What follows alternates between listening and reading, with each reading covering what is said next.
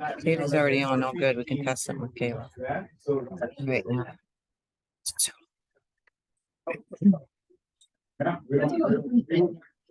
Well, that you can do. Yeah. Because you need to send it to the depot and the depot should have is made sending it to different jurisdictions. Yeah. Where we. I should have shared the agenda. He has access to the data. So when we have. Why does the agenda keep disappearing on me? We have a guy that knows ABC.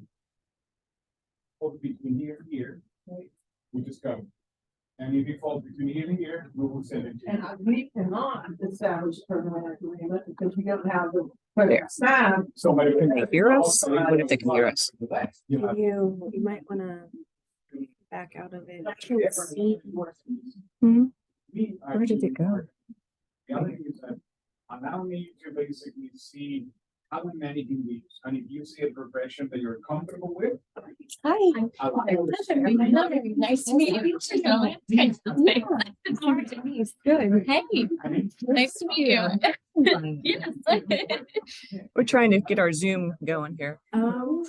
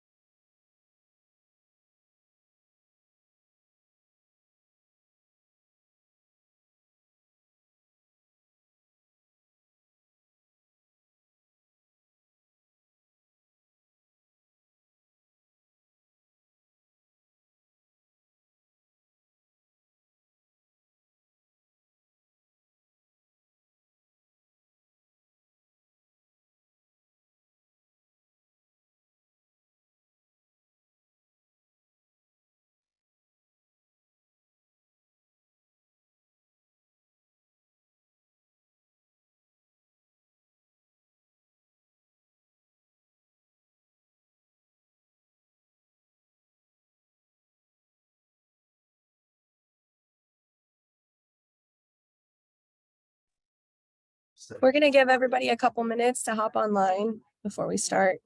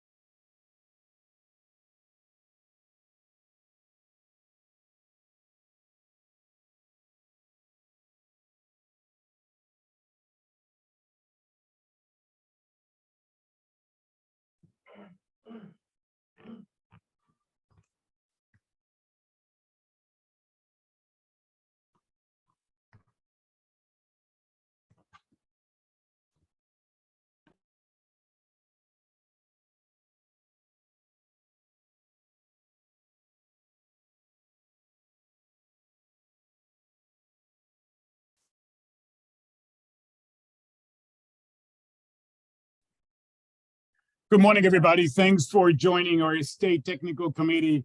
We do have a packed agenda with plenty to discuss. As always, the meeting agenda has two components. We will have a one on briefings and updates, and that one, of course, I'm seeking for that to be as briefly as possible so that we have enough time for the discussion items, which is later on the agenda. So we do have a few folks that do want to make some remarks and, like I said, initial briefings. With that, let me see if we have any housekeepings that we do want to let you know the next meeting, June 14th. Put on your calendars. We are continuing the cycle of having a meeting in January, another one in June, so that you already know when to schedule the meetings. With that, let me think if I have anything else per se. I would rather safeguard the time for our discussion more than anything else. We have until noon to get through this agenda. So with that, we yield the floor then to Hillary for her to take the meeting over. Thank you and welcome to the meeting. Good morning, everybody. I'm Hillary Barnhart. I'm the Assistant for Partnerships and Initiatives. And first off, we're going to start on Hurricane Ian updates.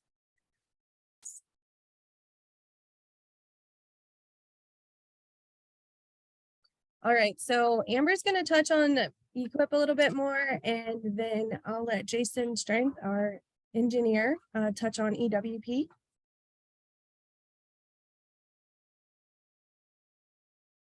Are you ready? Me? Yeah, I got it. Is it up here? Are we making sure? Is it up here? Oh, it's not. It's not showing.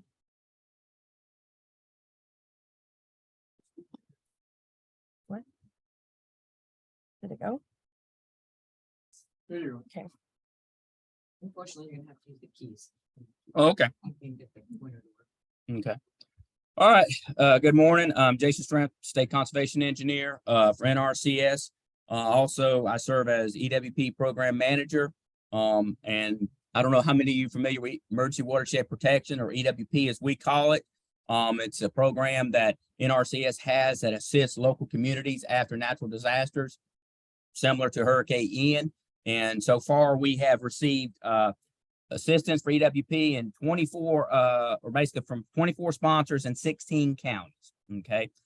So far, the damage survey report submitted for 4 sponsors on 41 sites is about $28.5 million.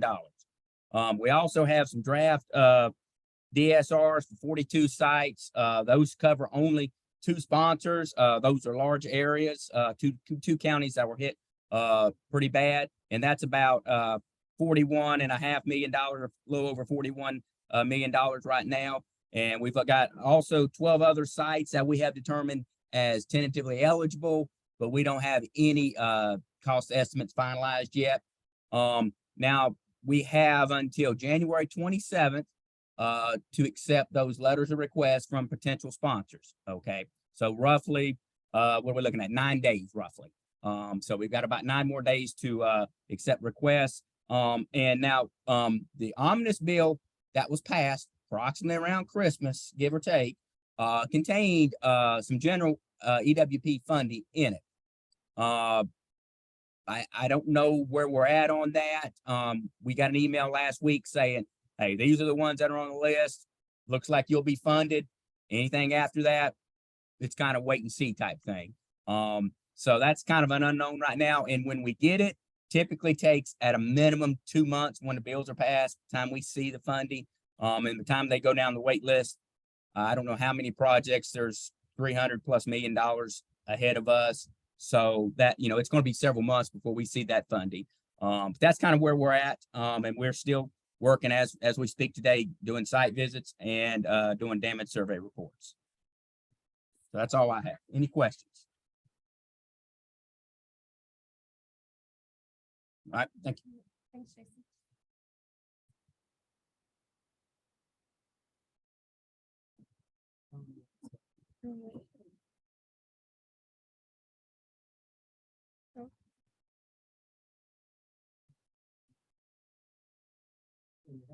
No, this is for financial assistance. So I'll let Amber Till come up and go over financial assistance program. Hi, can you hear me? So I'm Amber Till. I'm the Assistant State Conservationist for our Financial Assistance Program. So I oversee programs such as CSP and EQIP. I'm going to give you an overview of the numbers, the initial allocations. So we have in total right now around 42 million in financial assistance coming in. This allocation could change. We might see an increase, depends on the availability of funding from the national office. So for EQIP, we have around 31 million with 12 million set aside for EQIP disaster funding. So for the Hurricane Ian, we have around 15.6 million in our EQIP Classic. And then we have some initiatives. So that's about 2.8 million. And then we've set aside $900,000 for our SIG program, our in-state SIG program. Will you be looking at anything about SIG later today? Just briefly. Okay, very good. I will not focus too much on SIG. I'll defer. The money comes out of EQIP, however, it's managed by our partnerships team. All right, so I'm going to go into a little bit more detail on those EQIP numbers after going over CSP. So for CSP, we have about $10.5 million. So far, we've actually obligated funding for our renewals, which is around $900,000. We've got CSP Grasslands Conservation Initiative, which is around 23,000. So renewals are folks that have had a contract, a CSP contract in the past, and they want to come back and continue to enhance and apply stewardship to their operation. So, and then we have for new interested producers, we have about 8.6 million available for what we call our CSP Classic. We have a little bit set aside for 2 different sort of initiatives, CSP Organic, so those producers with existing operations or working towards certification in organic. And then we have those individuals who have longleaf pine and say they've already participated in EQIP or other types of conservation improvement. There's a specific set aside funding for CSP longleaf. All right, so let me see here. Okay, so I'm just gonna run through EQIP funding. And the different sort of categories we have, flavors. So equip disaster, our initial allocation there is the 12 million. I just grabbed some big numbers from a tracking list that we've been maintaining here in the state. So overall, we had 652 requests. Now, I will say that some of those requests are duplicates. Like we had multiple phone calls through different, through a field office, through our state office, NRCS hotline, or FSA hotline. So there was some duplication, but overall, we managed 652 requests. Some of those also, they didn't want to pursue the funding. So we've done 475 field visits, and presently the data shows 435 applications. The demand for funding is likely a little greater than our available funding. We haven't moved through and actually calculated the demand.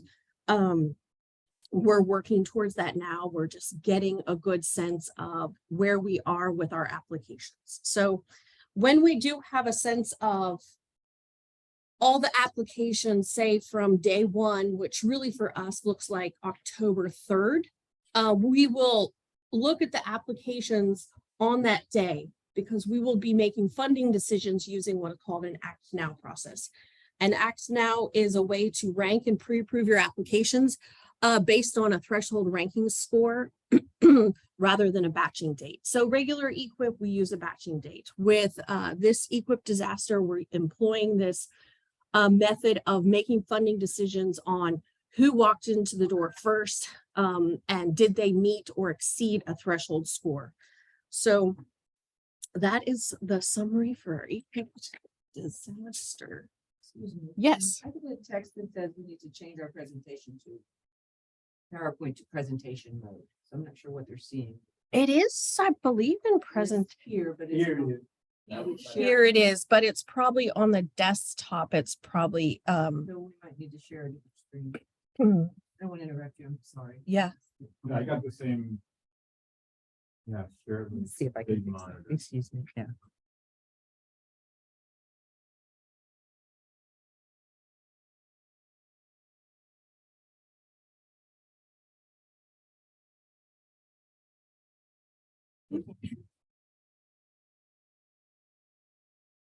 Okay, that should have fixed it. Please let us know if it did not. All right. Sorry about that. No problem. Let's see, Equip Classic. So our initial allocation for Equip is around 15.5 million.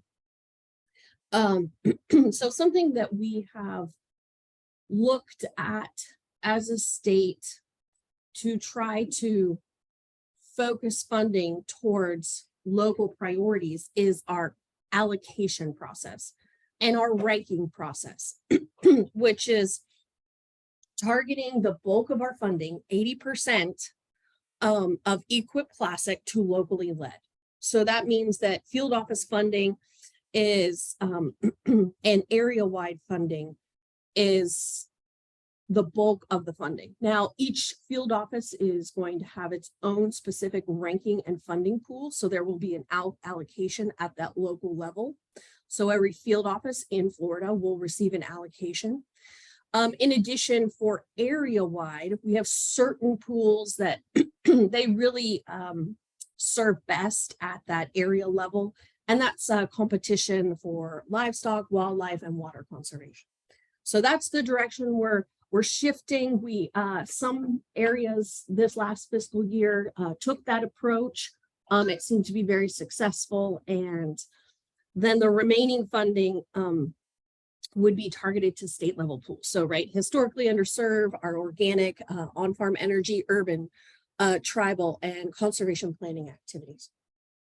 I will say something here about our Equip Classic. There is the Inflation Reduction Act, and that is bringing a lot of funding for climate smart ag and forestry.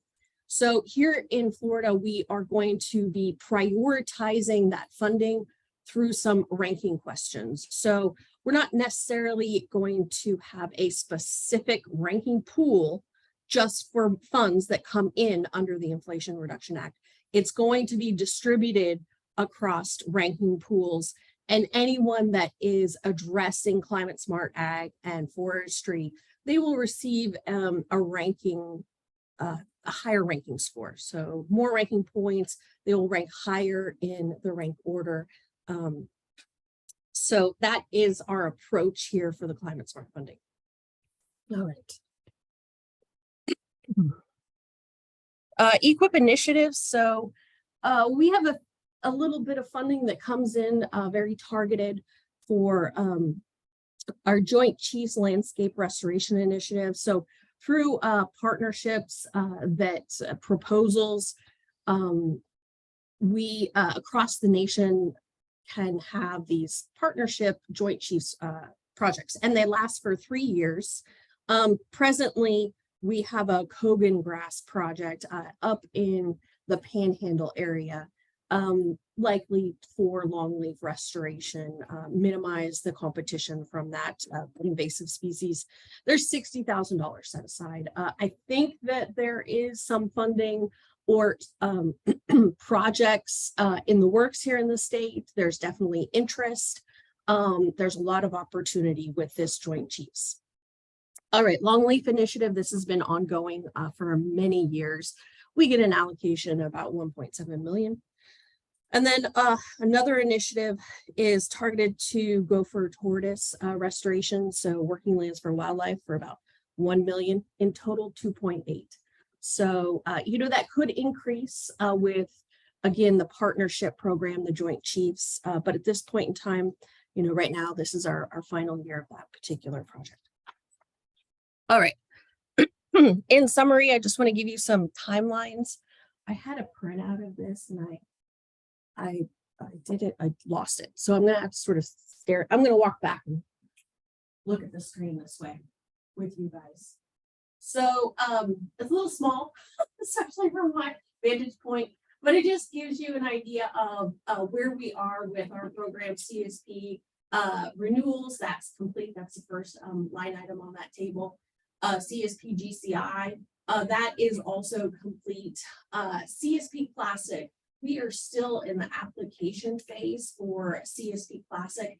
Again, if we circle back, that's around that $8 million that we have set aside for producers interested in stewardship, enhancing their operation, enhancing conservation on their ground. So the application sign up for producers is February 24th.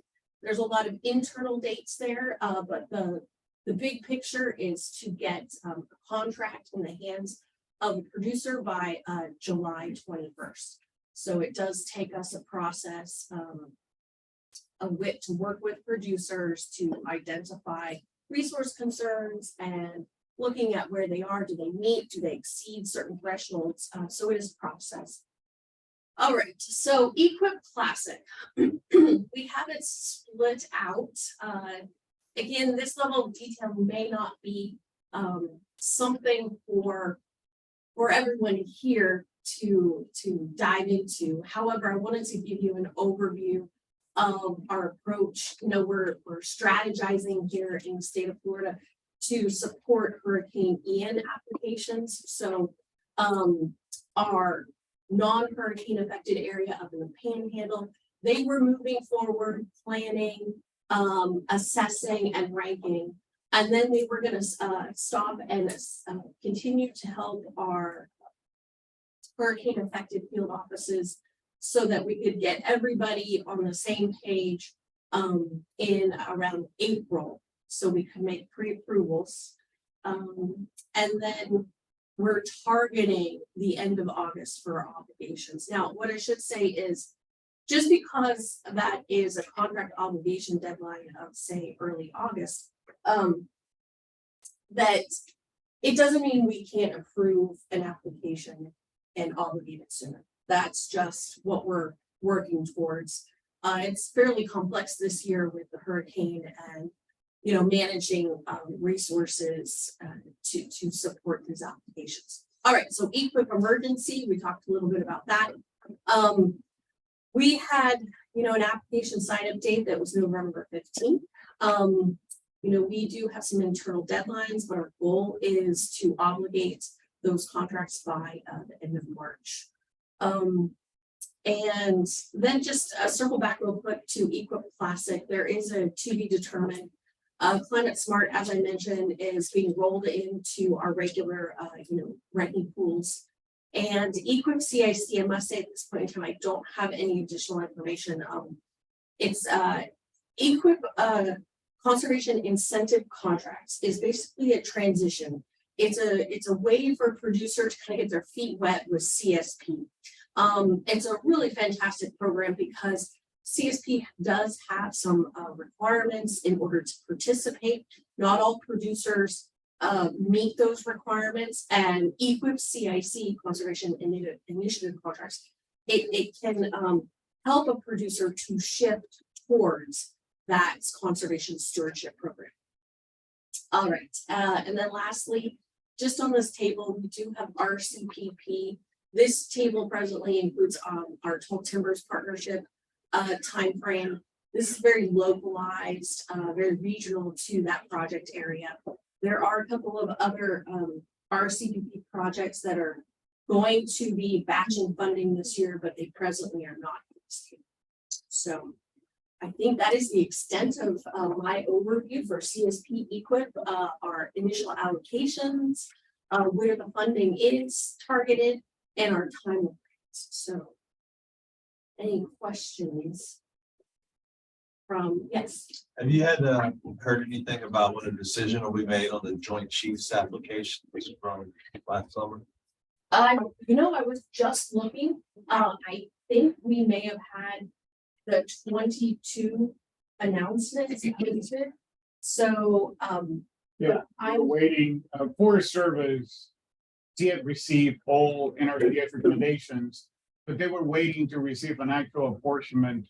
Well, they were waiting for the omnibus bill to begin and to pass. And after, like all agencies are waiting for an apportionment to make final decisions on the project, but a decision has not been made on this particular request for Blowstown. anyone else here? Working land program. Thank you so much. All right, thank you, Amber. Next, we will go on to ecological sciences with Nathan Fickert.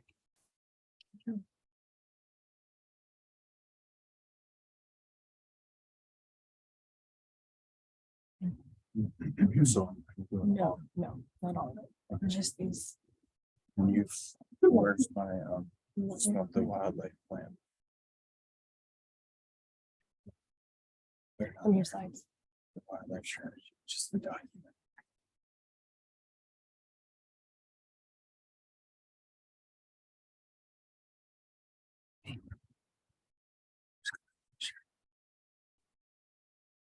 It's on the slides.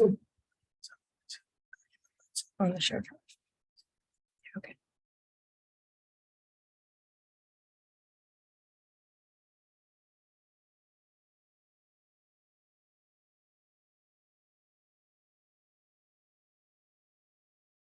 This one?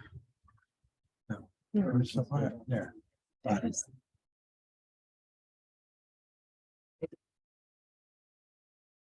It's challenged. Let me make sure everybody. You have to share the right screen with the group.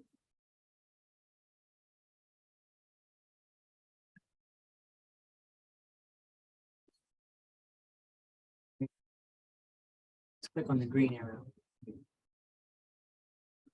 Right in the link where you're at. NRCS Florida 5-year wildlife up into the left. Okay.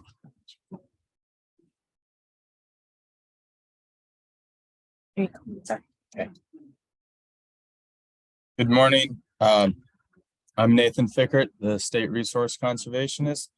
I just wanted to give a couple updates on some wildlife and T&E related items, and then I will be back up later for a different topic. But I just wanted to reshare our 5-year wildlife strategy. Some of you have seen this before. If you haven't and you need it because you want to take a deeper dive, let myself or Hillary know, and we can get that to you and answer more specific questions if you have them. Just kind of want to break down where we're at as far as the scheduling, so to speak. We're still in that years 1 to 5. I think we're actually going into year 3 on when we finalize this. So we're still in that year 1 to 5 zone, as Amber presented. This working land for wildlife, northern bobwhite quail, and gopher tortoise kind of align with our longleaf pine initiative and the actual working land for wildlife initiative. So that was intended to be kind of an ongoing goal throughout this whole time, knowing that we get those funds basically through those initiatives. Florida Panther, similar focus, spanning the whole years 1 through 5. Again, with a lot of our programs and practices, we are benefiting panther habitat. I guess what I'm saying, without going outside of our normal day-to-day programmatic and conservation activities, we see a lot of what we do as kind of fitting those goals anyway, without making any major changes. Which brings us to where we're at now. As I said, in year 2, going in through 3 to 5, and that gets us to this next species focus would be the reticulated flatwood salamander and frosted flatwood salamander, then grasshopper sparrow, and then finally the North Florida freshwater aquatic species. And again, that was somewhat of a lump that includes mussels, some small fish that live in streams and waterways, mostly in North Florida in the Panhandle. So as we get into this next phase of the strategy, specifically the flatwood salamander, we need to be on the lookout for how do we do good things for those species with the programs that we have, but how do we tweak them and then fit into this strategy what we committed to as a state as far as resources. We do know that habitat work on ephemeral wetlands and ponds is what these salamanders need in our northern part of the state. So our next goal and focus would be, okay, how do we do that? How do we identify where these lands exist? How do we identify private landowners that have habitats like this that might be willing to do this kind of work? Or are they interested in something else from a conservation standpoint, and we can get a side benefit based on how we shape our practices and projects? So that's where we're at going into year 3. That will need to be a discussion on our end. If that becomes a sub account, if we try to incorporate that in our normal conservation planning activities and get the side benefit. So that's where we're going. If people have input, please let me know. Been working a lot with Chad and other wildlife conservation partners to try to see how we can shape this and achieve those benefits. Another one is the grasshopper sparrow. For those of you familiar with that species, the fact of the matter is we don't know a whole lot about it. Even the researchers don't know a whole lot about it. So therefore, there is some speculation regards to what's good for it. What type of grazing management is good for grasshopper sparrow? Prescribed burning, brush management, herbaceous weed treatment. We do all those things. We do them often, but we don't necessarily do them with the priority of grasshopper sparrow. So that's still what we're trying to learn. And again, does this become a sub account? Does this become how we shape some of our conservation practices to implement them? And, we're working through this with other conservation partners as well, trying to learn more about these species and how we can implement conservation practices that benefit them. Yeah. On the other hand, hopefully our conservation projects are in general good things. So we're hoping that by continuing down our path, we are benefiting those species as well. And then finally, years 3 to 5, we're not too far away from it really, but just starting to dig into this freshwater aquatic species with conservation partners. Again, what are these types of projects? They tend to be stream work, which in and of themselves don't necessarily provide a production benefit per se to a producer, which is fine. That's not what our programs are necessarily designed to do.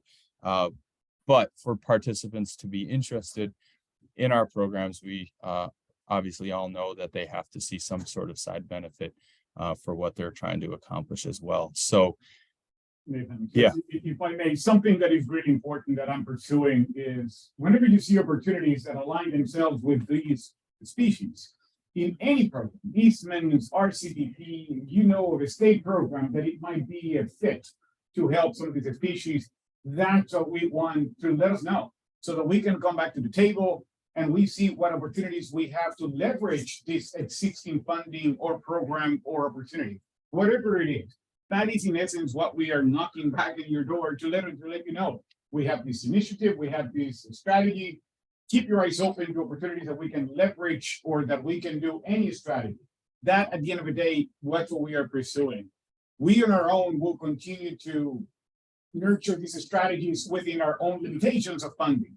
But as soon as you know of any opportunities, that's what we really want to pursue. If you know anything that aligns with any of these species, please let us know. Let's initiate that conversation to see. It takes a few years sometimes to cook some of these things.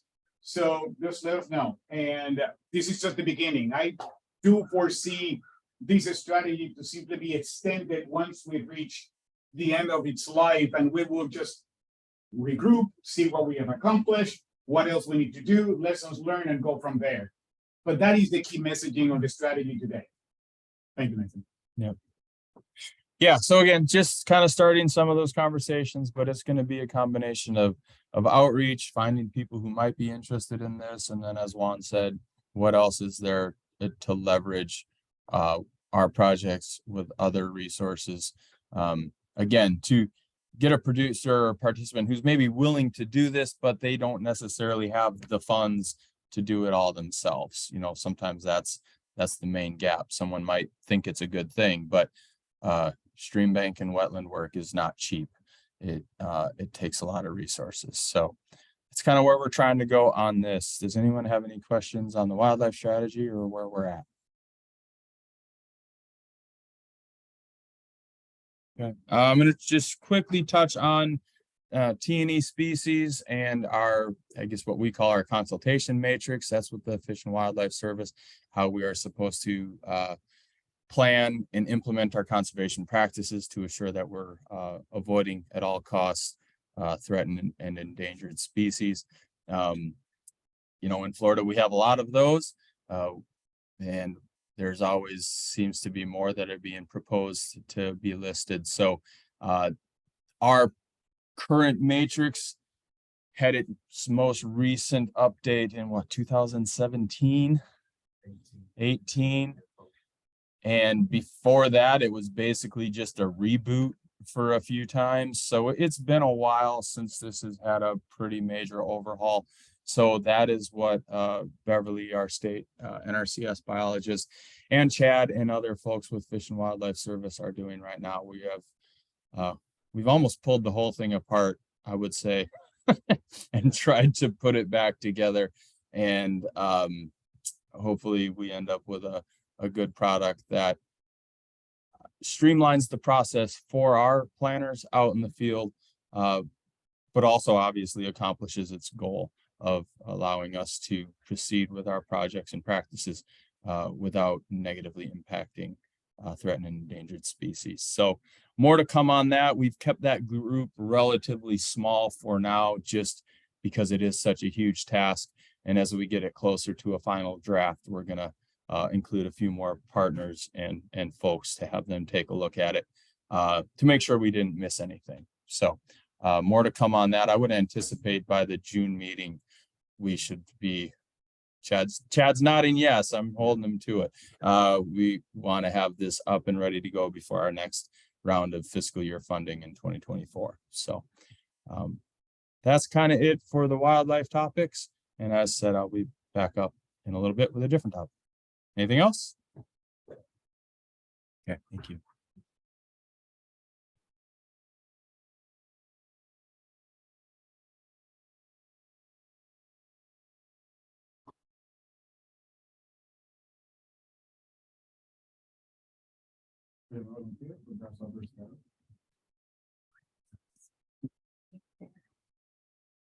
By the way, the person that volunteered for the Sparrow Fund, we're having some early conversations, including the Black Rail as part of the conversation as well. So that once we have some additional details and strategy-wise, we will include those involved with part of the Grasshopper Sparrow conversation. We have a very isolated instance of Black Rail in the state of Florida, and that limits the footprint and geography of where can we effectively work. But we're looking at opportunities as well. Okay. So I guess I want to make sure that they're seeing the slideshow. Check and see if we share. Maybe somebody can validate online.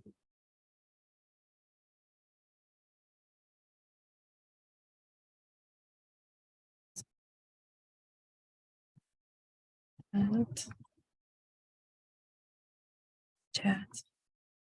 Yes, slideshow is visible. All right, thank you. All right, so I'm just going to jump right into the Regional Conservation Partnership Program. Right now, it's proposed that through the Inflation Reduction Act, there will be or should be $4.95 billion towards RCPP nationwide from fiscal year 2023 to 2026. And we are currently working on, with many partners actually, on new proposals. We've had a lot of meetings with a few. We'll just see where they go right now. Notice of funding is going to be announced in the next month or two. There's going to be a classic RCPP and a grants. And as soon as we get that information, then we'll forward that out to everybody. Early indications were, based on the numbers, were $300 million available through RCPP nationwide in the apportionment, but I'm not, that's what I heard during the last leadership meeting. And they were splitting 150 million for grants and 150 million to RCPP Classic, the typical delivery. So that is the intent, and grants will go out first. Then the Classic RCPP will stay within the spring timeline, from what I understand. Perfect. Do you have anything you want to add to that, Denise? Good, okay. I'll jump over to conservation innovation grants. In fiscal year 2022, we selected 4. The state of Florida had 900,000 from our equip funds, like Amber explained earlier. And we had 25 applicants with over $4 million in requests. We were only able to select 4 using almost all of the money.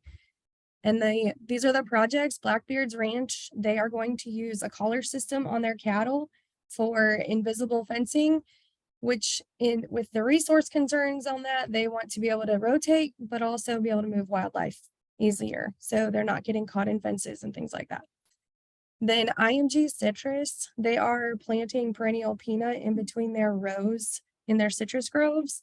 And that's for weed control, but also for nutrient management as well. Then we have Archbold Expeditions, and it's a pilot project where they're going to be using unmanned vehicle drones that will be flying over the ranches and checking on all of their brush management and what's there, what's not, how they can manage their brush by using the drones. So they're not using actual vehicles or horses or anything like that. And that's a project. Then Florida State University plans to study microplastics and the effects that it has in the city with urban agriculture. This year for CIG, we are proposing that we have not sent it in yet, possibly $1 million. Our resource concerns or priorities will be climate smart, urban agriculture, carbon sequestration, and soil health. I believe those are the ones that we.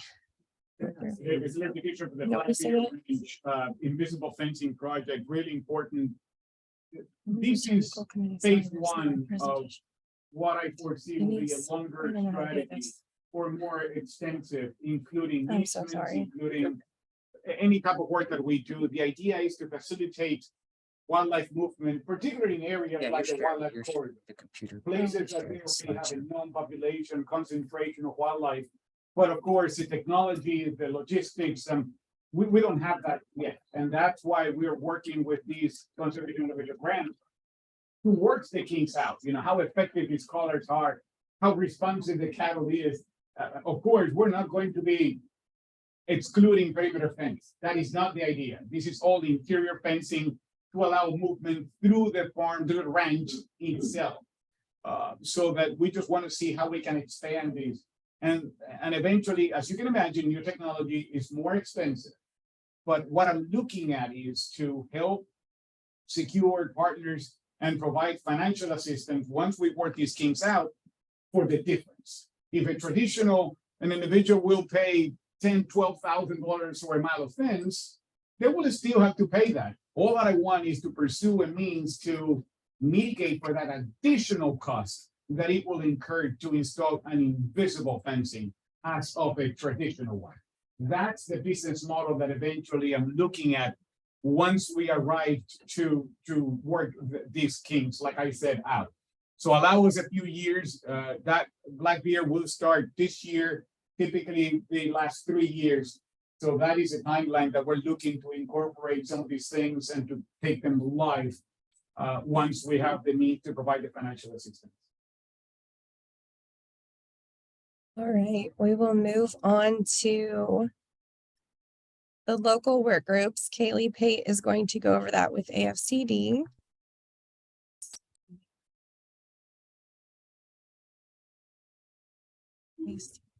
Hey, can you hear me? Kaylee, are you able to? Can you hear You're me? Muted. Yep, I'm unmuted. Denise, I've unmuted her, but I don't know. I'm not hearing. They can hear Kaylee, but we can't hear Kaylee. Oh, interesting.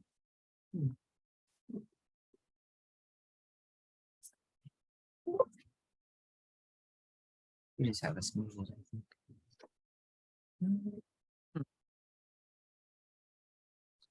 Technical difficulties, you gotta love it. Give us just a second, Kaylee. We'll see if. Yeah, we can't hear you here for some reason.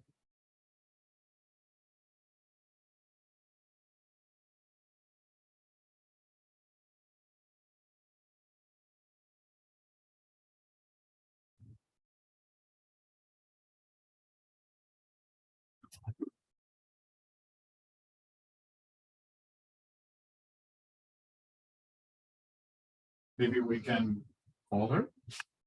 Maybe with a phone. Be on the chat. Schmidt sent me.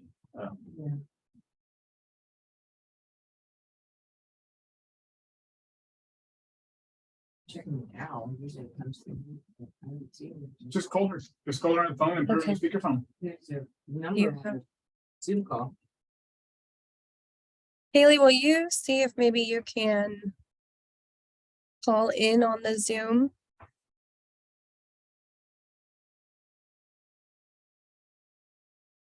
Well, maybe You have our phone number? Can you call? my phone's in my office. You have her. Call. Yeah.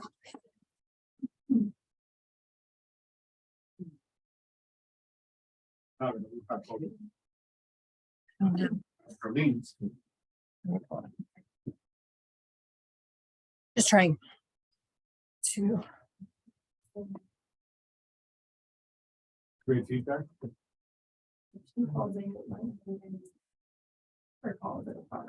No, it's just a plain phone. Yeah. On phone to phone instead of using the computer. I can call Charlene. I'm assuming that she's with Charlene, so. 352 221 8531. Kaylee, we're gonna call your cell phone, so then you are. Hey. Hey there. Okay, hopefully everyone can hear. Yes, we can. Could you go ahead and mute your Yeah, mute yours. speaker? But if she does, how the people notice how we- This will probably feed through. All right, here we go. Okay. So local work group for have been completed. We successfully completed 44 total meetings covering all 6 states in Florida. We received feedback from every county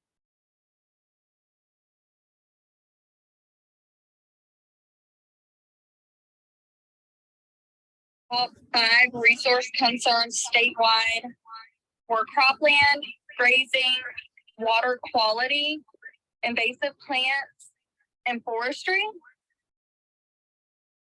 I think we got a lot more feedback on these than we did last year.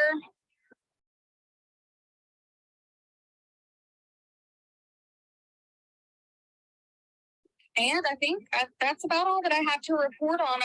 And we've completed all of our deliverables. We've submitted everything to NRCS that was required. So Kelly, every local work group got back to you with a survey then, right? Except, like you stated, Bradford and Union. Correct. Every other district / county held a meeting. They got back to me, had successful meetings, and completed a survey. A follow-up question, those top 5 research concerns, are they in priority order? Yes. Got it. I thought those aren't even. Sure. Land uses. Yeah. They were the, 3, I'd say water quality and invasive plants, but the other ones are really land operation types. We can maneuver. Yeah. Yeah.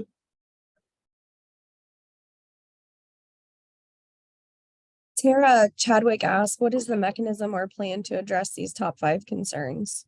So Tara, we usually use these to determine what our fund pools are. Is that, and then, and ranking? We would using it to identify local priorities, right? So within this is a really high level. So we would definitely, I believe the results often dive into a little bit more detail of what type of resource concern on cropland. And then that would inform the local office, the local DC on how to prioritize applications for funding through the ranking process. Okay. Awesome. And Kaylee, can you also talk about what your difficulties were with some, or what were their biggest concerns from the districts with the responses?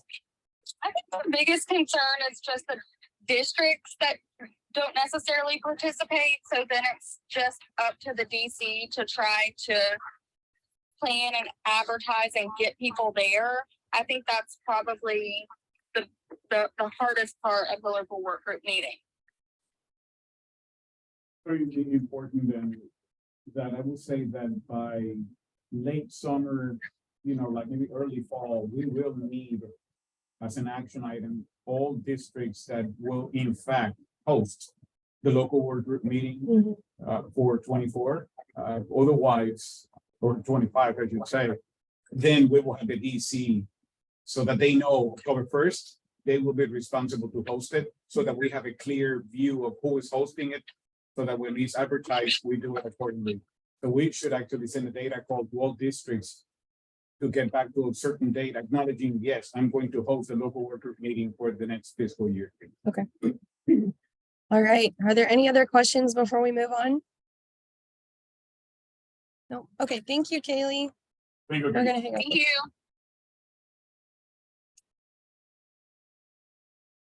Okay. Now let me see if we can get this going. Susie, Our lead presentation will be the same thing. it might be, might have to. And Susie Bishop, I believe, was planning to be on talking about Highlands County. Oh, I'm sorry. There you are. Morning. Thank you for allowing me to be added to the agenda this morning. We take our local working group meeting pretty serious. Oh, I'm sorry, Susie Bishop, Executive Director for Highlands Soil and Water Conservation District in South Central Florida. We take our local working group meeting pretty serious. We had about 15 attend. Our producers are very engaged. We try to cover all the commodities in our area of the state. And I always feel like it's beneficial to follow through to this step from the local working group so that you guys can hear firsthand the results of our local working group meeting. Our priorities fell in line with what Kaylee reported on. The number one was soil quality limitations. So yes, some concerns about soils. And then our number 2 was pest pressure, invasives. Obviously our citrus is big in Highlands County. getting smaller and smaller by the day because of the greening and of course the hurricane. And then some concerns about water source. So we fell right into the priorities that was statewide for our area. The hot topic of our local working group meeting was obviously recovery from Hurricane Ian. We were very close to the counties that were absolutely devastated, and we had quite a bit of damage in our area as well. So what they wanted me to share with you is, would it be possible for in the state of Florida, we're obviously going to continue to have hurricanes. Would it be possible for a storm recovery work plan to be put in place now so that when the next storm hits, everybody's ready to hit the ground running? Cows were everywhere. Trees were on fence lines. Fences were blown away. Flooding was rampant. And it's hard to wait for approval and the whole process to get set up and still function your farm or your ranch, because you've got to get your cattle contained, or you've got to get the protective covering back on your citrus trees. So could there be a work plan? Could there be a storm recovery plan? Could there be jump teams ready to hit the ground in, I don't know, 72 hours that you bring in from other states that could help? Because obviously you don't have enough manpower in Florida to cover the amount of devastation that was suffered by our ag community. So don't know if that's possible, but It is, and perspective, it took us exactly a week to deploy people for Hurricane Ian. Mhm. So we have exactly a week when we were ready deploying folks to actual ranches and farms to evaluate them. So it's not like it took us months to release folks. That said, we still have some logistical challenge that we have not been able to overcome. And in fact, we are seeking to have an internal meeting to discuss exactly what went wrong, what worked well, so that at least we have something fresh in our minds to look back to see how we can go forward. For sure. And I can totally, my staff knows, I don't want to find ourselves really again in this situation that we have such a ginormous event and we had to glue this thing very quickly. Yeah. The reality is that we know enough of the state that I think that we can forecast how we could respond. That said, the financial commitment is a little tricky. Yes. So because the reality is that it's not like I will have money on hand in 72 hours to deploy people or to provide financial assistance. That alone will take me maybe that long to send that package. So to headquarters for consideration, so that there's some kinks, but at the end of the day, we can certainly start sending people out, even though I don't have the funds on my hands. That is something that and I'm aiming at exactly that, to reduce the window, to go out and to add predictability. In reality, that's what I'm looking at, is to really add more predictability to the process, that people in such event, they will know how to proceed, where to go, how to call, where to respond. That's what I'm trying to minimize the unknowns. Did you have additional staff come in from other states? We didn't see any that came through our office. No, we That's why I'm ship the asking. people within. That Yeah. is something else that I do have ability to bring, but once again, that takes, Financial. yes. And Hard to get it. this I is- know. this is what From is the crazy. national level. If the hurricanes will happen in between July and August, we'll have no problem at all. Because we will have ample funding, but coming October 1st, all accounts goes to zero immediately overnight. So that, and when hurricanes happen, October. So that's what really, I mean, that logistically and when these hurricanes hit and our fiscal year is not a match made in heaven. All tools are reset. Some of them are not even ready to. I mean, I'm just giving you a lot of venting almost, but I wanted to give you perspective that we do have some internal challenges to turning a dime quickly as well. I mean, that's the point that I want to make. Because it's from the national level and you got to go through all the steps that they Yes, require. but nevertheless, there are some things for sure that we can do and we will do better. It's a Okay. fact. Yeah, wasn't really a criticism, No, just I hear you. yeah, just how can we help the farmers faster? And I completely agree. yeah. And I want to engage FSA once we have some level of understanding of our own internal processes. I do want to extend it to Farm Service Agency as well. as part of Right. The conversation. And I was also going to say that yes, if we could get the partnership. We tried really hard to give farmers the information of who they needed to contact, because of course our phones were ringing off the hook. And, the whole hotline, I got really good feedback about that. A lot of farmers, that's how they were initially reporting their damage. And I got a lot of good responses on the hotline. So, Perspective wise, I'm glad that you brought up. Right now, as we speak, they have 25, I think that is 2,600 entries into this database that they are assessing one by one. So that they are not completed, FSA have not been able to sort completely through their whole list. They're working on it. So that we may have folks that are seeking NRCS assistance embedded in these 20-some hundred call centers that they did nationwide. So that's still something that we need to work it out internally of how we can have better access to our applicants. but there isn't a way for you to pre-approve these repairs that are needed immediately, like restoring fence lines. There's no way to pre-approval is, I mean, in essence, what we're doing is that's why we have these waivers that allow people Right. to implement the practice. It's not guaranteed of funding. Right. So that is the biggest thing that I know that I'm going to hear. Oh, I was told that I was getting the money. We're trying to do our best to let people know. I only have $12 million for these. We can forecast early indications is that we're going to double the request. So that the reality is that we will not have enough money for everybody. So that is something that I know that it will be some ripple, because people sometimes hear what they want, even though we're telling them this is not guaranteed of funding. Mhm. Yes, if you do it and you meet standards and you're selected for funding, you're good to go. But that is something that I know that I'm going to be facing with. Probably. Oh, yeah. So anyway, I appreciate all of Absolutely. y'all's efforts, and we'll do the best we can to be prepared for the next storm. Another big concern that surfaced out of ours that falls back to some of these natural resource concerns is obviously the pressure of development and how it's impacting ag lands and natural resources.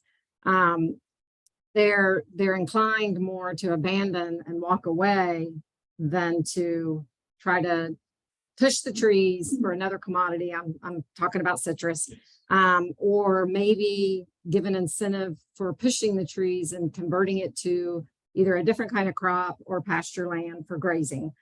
Don't know if that's something that could be considered to I try to keep certainly, ag lands and ag.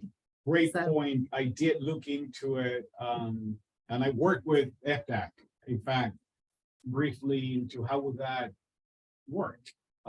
Because one challenge that I foresee that if we would offer this financial assistance to do something with these acreage, once the contract is over, then they can easily develop the land, because that, now that the trees are gone, I have no teeth, or is no easement, is nothing to leave this land now available for agricultural purposes only.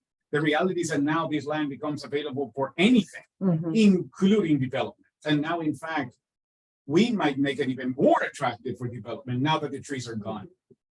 So that, and I try to see if we That's had an internal, if the state has some means to say, hey, if you take part of this program, you need to maintain it as ag related for this long or something like that. And I was unable to find some teeth to safeguard our investment. Yeah, how you enforce that? What's Yes. your enforcement tool? So, Chad? I would just say with the Partners for Fish and Wildlife program, where we execute a financial assistance award with a landowner, it's for a minimum 10-year agreement. We have standard landowner agreement that says you will sort of maintain this habitat as is, or be required to reimburse the federal government the full value or the prorated value of the financial assistance. So that's something that's been vetted through the solicitor's office, and something we apply nationwide on our program. So it will be a great idea, I mean, to see what opportunities, if any, within that program that we can leverage funding to do some of that work in that geography of the state. But I don't have that ability, let's say that. I mean, the only ones that we have is our perpetual easements. And that is almost an extreme. Yeah. So So that I don't have anything in between that I can really accept the length of the contract, which is not. Please. Did the policy change from that, those are 30-year, can we do 30-year? It's for ASAP ALE. 30 years. So you really can't do what Chad is describing. We don't have the ability to do that internally. Okay. Okay. I mean, I cannot, the only thing is that I can technically make an equal contract longer just for the sake of, but that still will not be enough protections to make, these can actually become a liability instead of an opportunity if we don't have all the things well aligned. We did, I really looked into that 3 years ago. When I started in Florida, I really look at that opportunity and it doesn't seem well aligned with what we have today. Would you consider adding perimeter fencing and not just internal fencing on converting? Perimeter fencing is a practice that is more of a, it is not a conservation practice per se. Okay. So the reality is that that is a business decision. You know, if you go into the business of cattle, you are expected to build a fence. So that perimeter fencing, and it has so many challenges with property lines, survey lines. It's incredible how many people think that that long land belongs to them and it's the neighbor. You know, it's very, Okay. perimeter fence is a reason why we don't. That was, offer yeah, that was one of the things they had said, that could there be an incentive payment for perimeter fencing when you convert, you know, the cropland to pasture land from, you know, if you convert it over.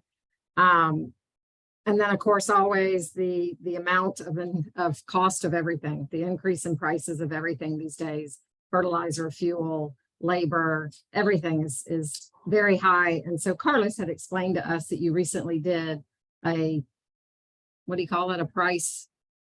I can't remember what the acronym was he used, but anyway, you did increase your levels for your rates, payout. yeah. Yeah, your rates. So they just asked you that you all keep it in mind, the inflation and the cost of doing business in ag these days. And could you please always consider that when you're doing. And that is something that I am toying with. We are not, we may need to open the door to collect receipts into some of these practices so that we have tangible evidence of how much is actually taken to implement some of these practices. Which is how FDAX does it. We have to have all receipts. We do quotes at the beginning for funds that I help distribute. Quotes in the beginning, then approval of the project. And then when the project's completed, then it's a reimbursement and they have to provide proof of payment and the invoice. We may do just a, because this is voluntary, we cannot require any producer to supply anything. But if we have a few volunteers that they might be willing to come forward, these will, it's not a guarantee that we'll be able to increase the rates that by that much, but it will give us tangible evidence to make a business case of why we need X, Y, and Z rate. And at some point, once we will have to do some kind of a internal analysis into what practices have the greatest gap between reality and actual cost to start seeking folks willing to bring receipts and whatnot for those particular practices or scenarios that we may need some adjustments. But that is something that I will work with Nathan and Amber internally just to see for the next meeting, a process that at least we can open for volunteers, because that will always help and it will never hurt our case. Yeah, I think you'll definitely get farmers that will provide that information to you just because it's that critical to them. Nathan, what time of a year would make sense if we want to do this exercise for certain scenarios now? See, that Nathan can allude to, a lot of it is timing. We're doing this now for next year. Yeah, I know. And you know, in the last year, what's changed in the last year? Yeah. A lot of things. So And timing has a lot once- to do with it. Once point about the fiscal year, it's the same with our payment scenarios. It is.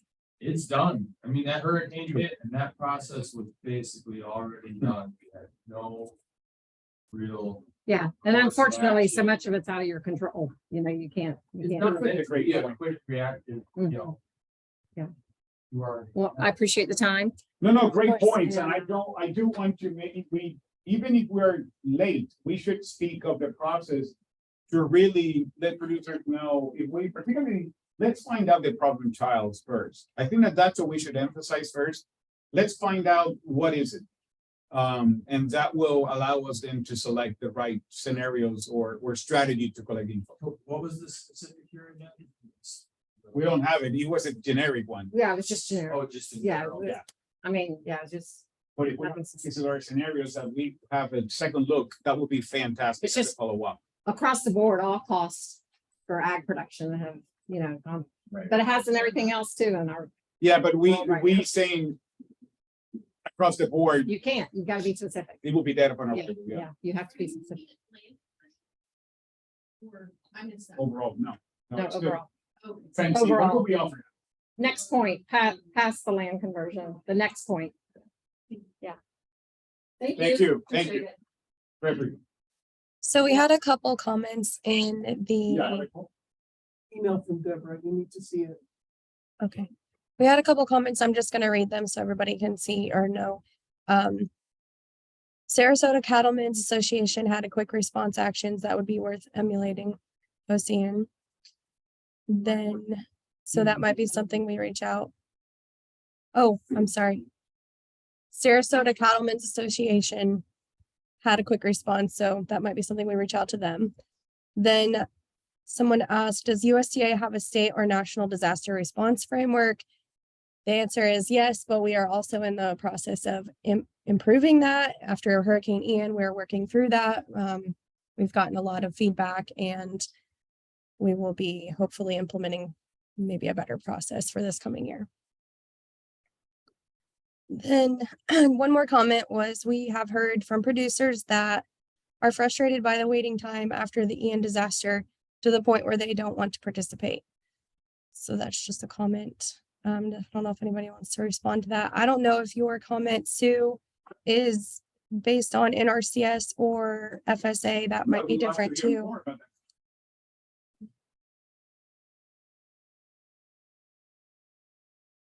I don't know that we can hear her. Sue, if you want to email me after this, we can maybe have a discussion. Does that work for you? Okay, okay. I got it. Then I believe that is it. So I'm going to call Charlene Meeks with AFCD. She's going to give us an update on AFCD. Need to fix it. If we cannot hear people, what's the? I've never had this problem before. No, I don't need- Hey, Hillary. Hi, if you could just mute or turn your speakers down because there's feedback. Haley's doing the best she can, sorry. Thank you. Okay, so I'm actually here with the AFCD president, Berlin Finley. So I'm gonna let him just say hello, update about AFCD, and then I'll circle back to the training and changes in our newly elected supervisors, et cetera. Sure.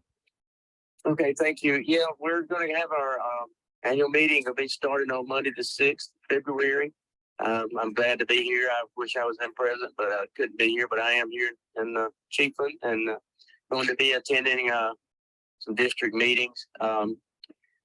The AFCD has got going a lot of good show we're going to have in February. It's going to be a really nice meeting, and I'm asking everyone that can to show up because there's no registration for the supervisors. So we're looking for a big crowd. That will go over the Charlene may go over the agenda, but there will be an election because of so many new supervisors and being elected. But thank you, and y'all have a good day. Okay, so I think I saw a question about what is AFCD. AFCD is the Association of Florida Conservation Districts, and we work with all of the soil and water conservation districts in the state of Florida. So to touch on a few topics at our training, our upcoming training, we're going to do new district official training, a brand new format this year that we have not done in the past. It will include the Florida Sunshine Law, ethics, meetings, and social media and the Sunshine Law, because that's sort of a new hot topic for folks, elected folks in Florida. Charlene, this is Juan. I'm looking, so we will need to select a date then to announce it during this annual meeting to let the supervisors know of when we are going to then do the NRCS portion. I mean, in order to use the agreement that we're seeking to establish, I'm a little, look, I mean, I'm confused now in the timeline a little bit. So are we looking at the summer now to bring them back? Yes, and we can talk about that before the meeting. And just to save confusion about a second meeting, there's already a little bit of confusion out there about that. I did let folks know that because of the lack of interest at this meeting in February, we have postponed that opportunity for another meeting once folks are settled and to reconvene and discuss partnerships and who does what, including NRCS and STACs and the other folks that want to attend and how they all work together. Does that make sense? Absolutely. If you don't mind, let's then set aside that, let's establish that date this week. Before this week is over, let's get that date in place so that we all know when that meeting is going to take place. The schedules are crazy. So if we don't set these up now, it's not going to happen. No problem. But again, in order to save confusion about another meeting, we'll work on this and then get it out to everyone. Thank you. Awesome. Thank you so much, Charlene. Is there anything else with AFCD? Did anybody have any questions? Okay, we are going to take a 10-minute break. If we will start back at 10:25. Thank you. Yeah, I knew about it. Okay. Yeah, no, that's good. I already talked to Frank.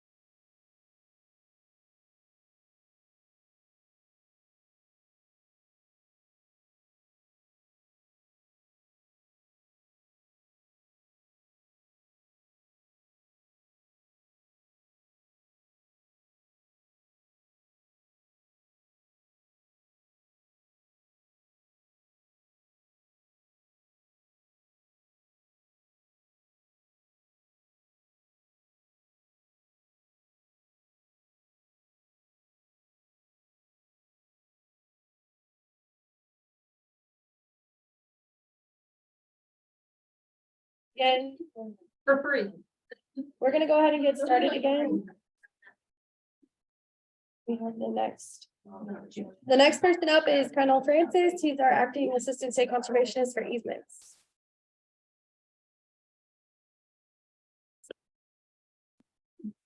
Absolutely. I have just a few topics to just discuss on easement world. As you all know, that Ronnie Gutierrez has retired. He decided to take a retirement and enjoy life. Right? And so we do have a new easement program manager. Yeah. I mean, I wanted to thank Reynold to be willing to be acting since Ronnie's departure, and he will continue to do so up until Marcus Shorter is the new assistant for easements. He's scheduled to come in February 13th. February 13th, yes, sir. 13th. So, and that he's coming to us from Mississippi. Mhm. So that I will make sure in the next state technical committee meeting to have him some floor time for all of you to get to know him. Thanks, Juan. Thank you. You know, sign up, we have sign up for ASAP. It ends on January 31st, ALE and WRE, but we decided to extend WRE another month because lack of application. We're not getting for the WRE program, WRE program. ALE, we have a lot of application. We have more application than money that we have allocated this year. Allocated this year for ALE is 4.3 million. For WRE is 9.5 million. As you know, last year, the state tech community agreed to fund the top highest ranked property for this 2023 fiscal year. So we are in the process of obligating and getting those applicants get the money obligated for this fiscal year. So with the 9.5 million, but we are accepting, like I say, we are taking in more applications for next fiscal year and hope we can do the same thing, taking the top highest property for next fiscal year. But there's some stipulation that Mr. Wan is playing with right now to get some clarification from State Technical Committee and others in the community, the Grazing the Cattlemen Association, and you wanted me to mention that about the. So what we think about doing is that when we get our allocation for next year, because of the amount of money we're spending for stewardship with managing these properties, we want to use that money that we get only for WRE, use it for stewardship 1 year, and then use the next year money to buy properties. Because we are, as you all know, it's costing a lot to maintain invasive, maintain our structures, maintain the practice that we are putting in these easements, the low water crossing, the dikes we're putting in. It's taking a lot of money out of our allocation already to manage those properties that we are responsible for. And you have to understand that the WRE program, NRCS is responsible for managing the property. I hate to say that word, not the landowner, because we bought the surface right. So we have to manage these properties from invasive, all the structures that we have put in from our wetland reserve plan of operation, the WRPO, the structure engineer practices. We are responsible for maintaining those practices, maintaining those structures. And just like this year, we're going to spend probably $1.2 million just in hurricane damage on our easements, just the 10 properties we have. So it's costing us a lot of money just to manage this property, but we're not getting a lot of money from the headquarters. We only got this year, we only received $707,000 to manage 205,000 acres. Now you've put numbers and putting your head numbers together. That's just not enough money to manage all the Brazilian peppers, all of the Kogan grass. I mean, just Brazilian pepper alone will cost me about $1 billion a year just to do that. So what I'm saying to you is that Juan has come up with a good idea, that is to not say that we're going to ignore buying easement 5-year program, farm bill years, but every other year we buy property, and the following year we put it to stewardship. The money is still being spent on easement, but it's being spent on management and buying. So that's the proposal that we want to propose before the State Technical Committee. Hopefully you guys can chime in on your opinion on that. But I can say, as you all know, that cost of herbicide and diesel and labor and even burning has gone up to $65 an acre. So a lot of things, it has gone up tremendously. And so it's just costing us a lot of money to manage these properties. We want to do a good job, but we can write the conservation plan, we can write the management plan, you can write the grazing plan, but it takes money to do those things we ask them to do. And it's gonna come out of our allocation to help us to accomplish those goals we have for those easements. Friend, if I may, Yes, so sir. as a clarification, we're looking to do just a trial. We don't know if this is gonna work. That is a fact. But what we know as well is that $3.50 an acre is not enough to maintain this. That's in essence what amounts to. We do not have enough resources to really do what we are required to do in these properties. And doing the same thing, expecting a different result, you know how is, you know what that means. So we're trying to do something different. And I am introducing this concept of a 4-year trial, 2 cycles of acquisition, then stewardship, acquisition, stewardship, or vice versa. We can decide what is next in this pecking order. Likely we will do, if we do well with outreach and we have enough demand and whatnot, we may start next year with the acquisition year. Then 25 becomes then the stewardship year and whatnot, and we will just rotate those just to see how it works. Maybe we learned that it didn't have the impact that we wanted or the results, and we will come back to you and we'll say, this is what we learned, and this is what we can continue to do or change.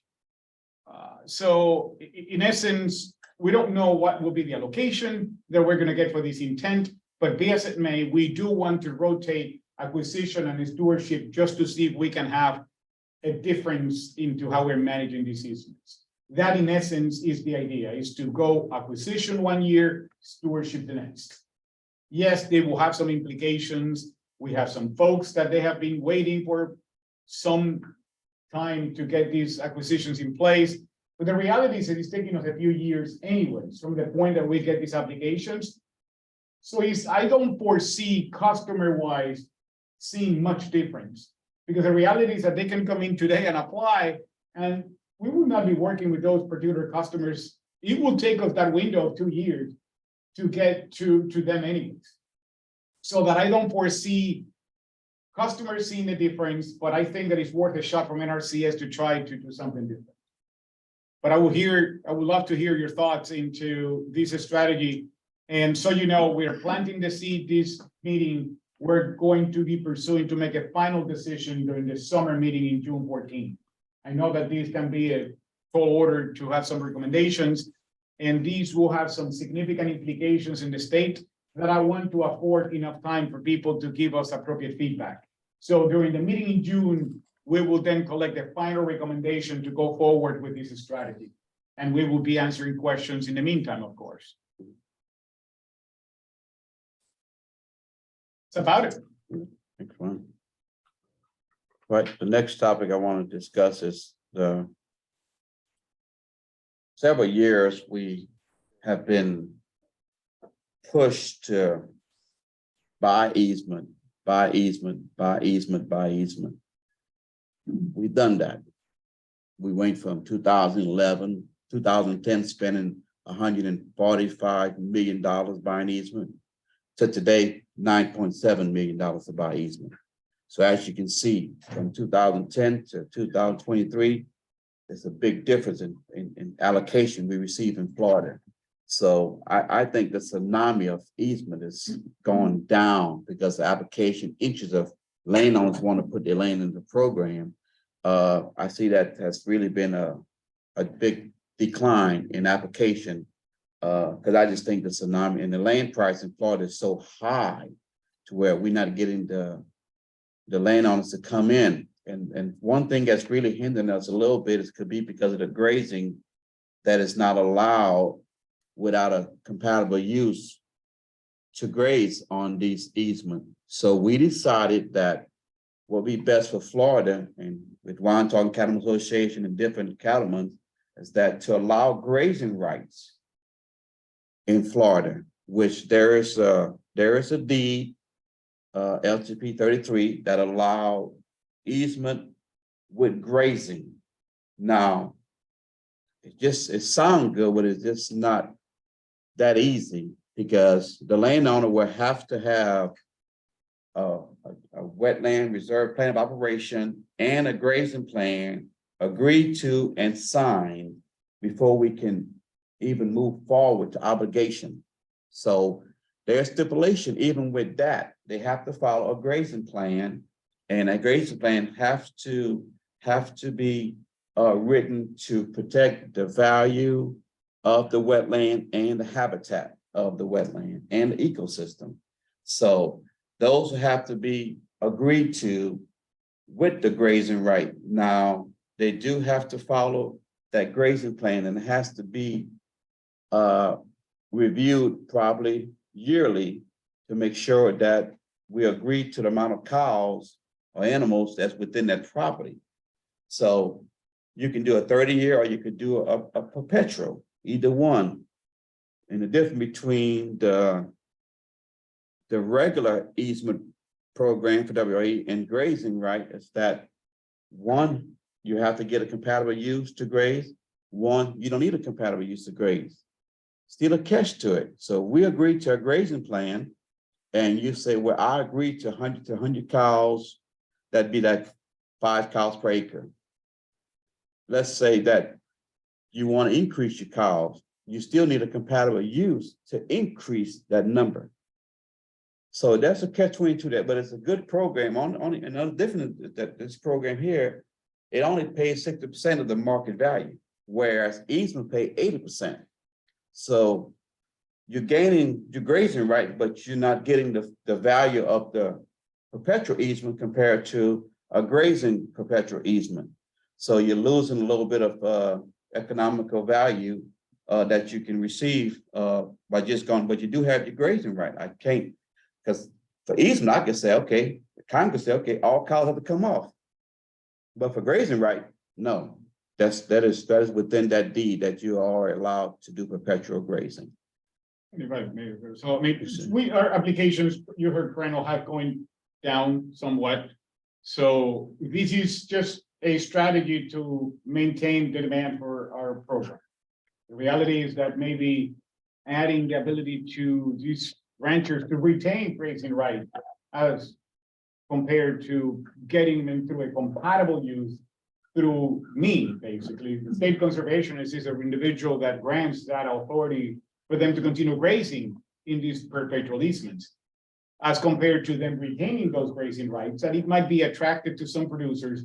And that's the idea, really. It's not like we have seen or is anything wrong with what we're doing right now. This is just an avenue to diversify and increase our portfolio of applicants interested in the program, so that we may have producers out there that they don't want to take part because they don't get to retain these grazing rights. And we are just wanting to see that is something that it may increase our demand for the program in the state of Florida. Once again, this is a big decision. We don't have it, actually. It's not like I have the sole discretion to enact this today. So that this will be something that we will seek formal feedback during the June meeting. So we will have ample time to ask questions, to chew on it, to see what it means, what it's not. In June, after final recommendation, if we agree that that is a direction that we want to go, I will go with headquarters to pursue and request the retention of these grazing rights through the easement division director.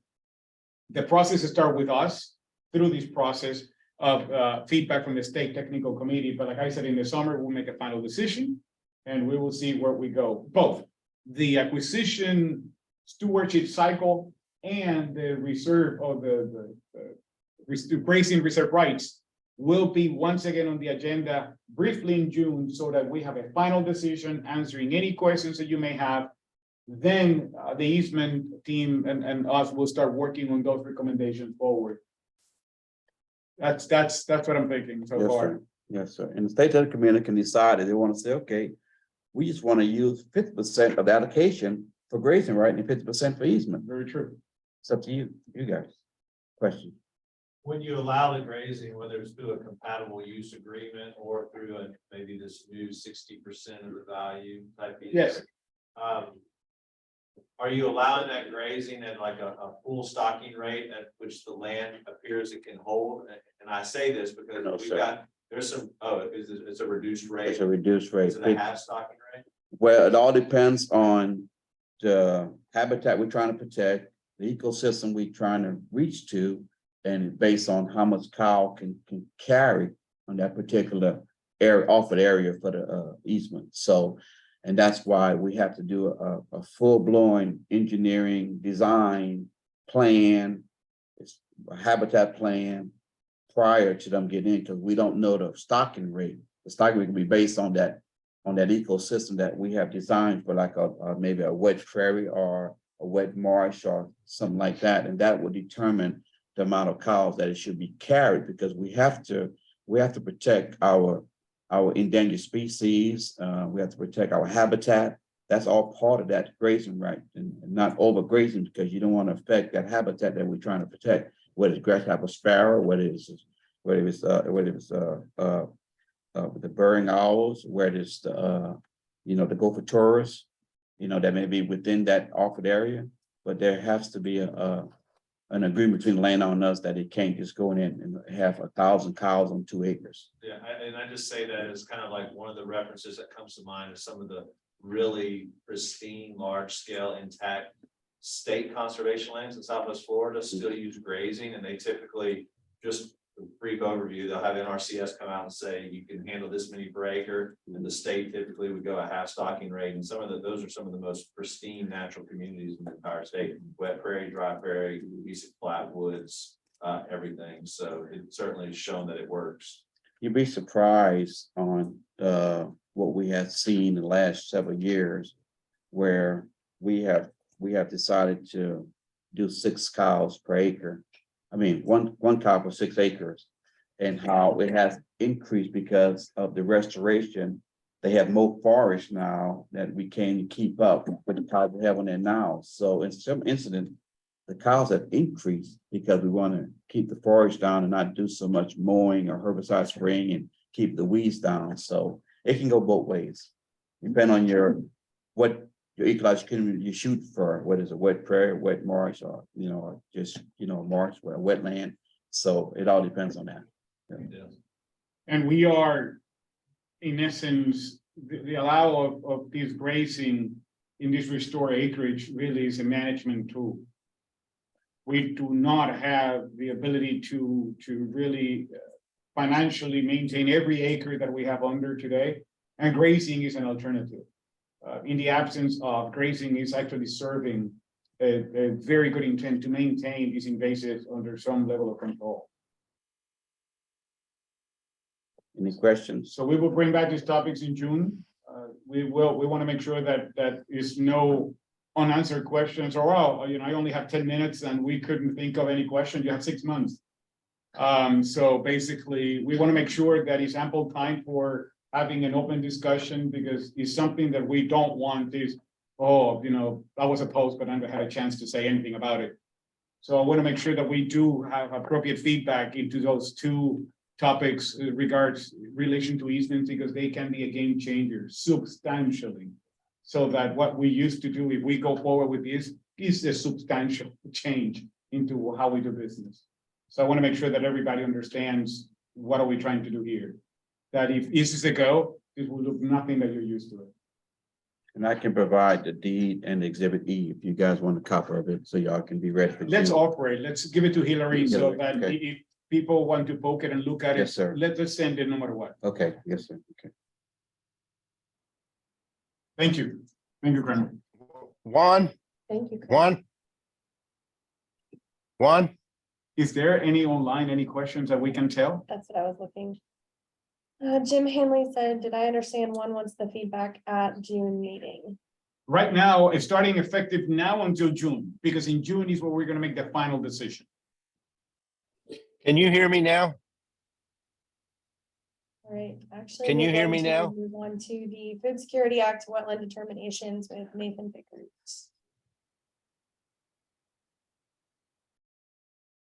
Oh, I'm sorry, Jim is trying He to has his talk. hand, yeah, he just texted me, he has his hand raised. Yeah. Jim. Can you hear me now? He wants to- Can you hear me? Jim, they can't hear us, but we can Jim, hear let's see if them. We can hear you out. Hold on, give me a second. Oh, not yet.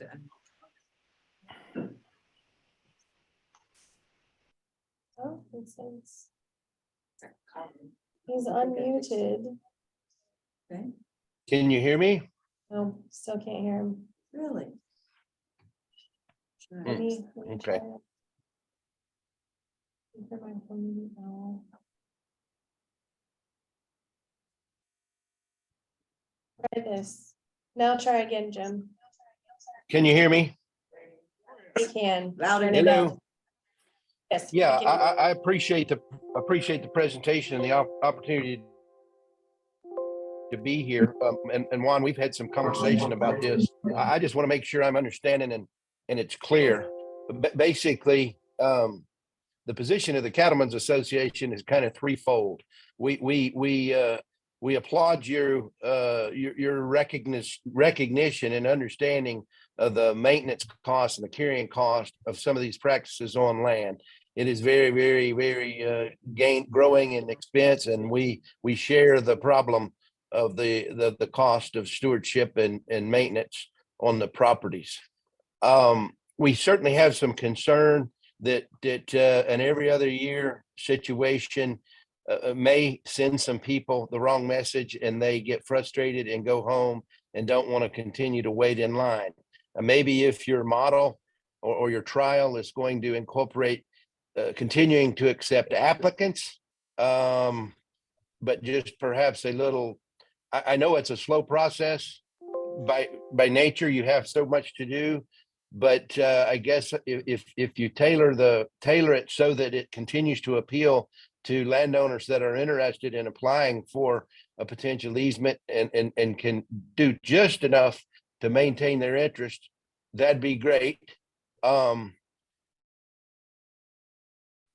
And every other year, I'm interpreting that at sometimes in some growing conditions, you can't skip and go 24 months. You know, if you did it this year and then it was a complete 24 months before you did some maintenance or something, it might get out of hand. And so we have some concern there. Of course, we recognize you guys can't lobby, but we think one answer to save this rapidly growing state is for us to go lobby for more money, to give you all more tools to work with, to be able to have more manpower, Crennel to have an expanded set of people so that we could take advantage of the interest from the landowners in regards to selling the easements.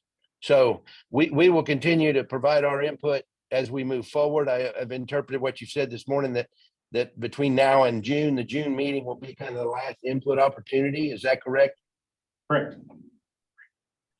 And Jim, let me add. Go ahead.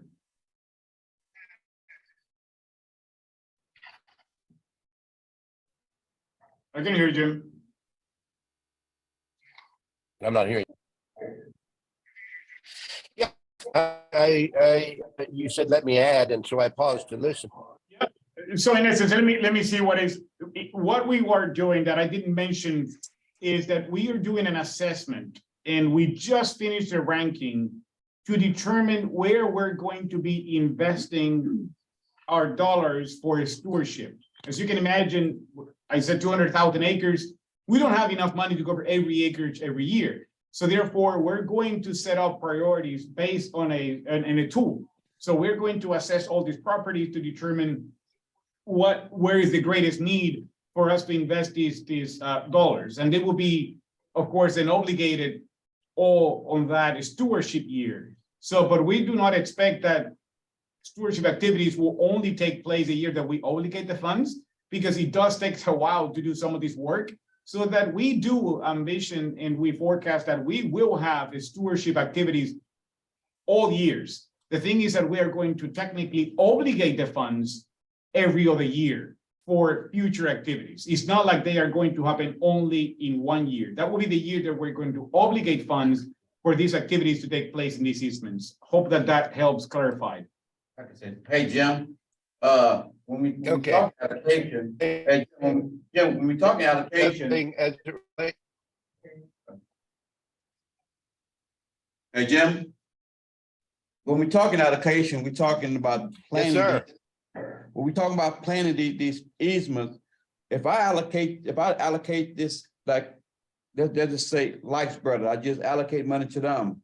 It's not gonna be for that 1 year. It's what we do as far as planning that field for the next probably 5 years to do maintenance work. You may do burning 1 year, you may do a spraying for Cogan 1 year, you may do roller chopping 1 year. So we want to make sure that whenever we give them the funding, it's not going to be for a 1 year funding like EQIP or something like that, but it'd be for multiple years of resource concern that we have to maintain the integrity of that easement.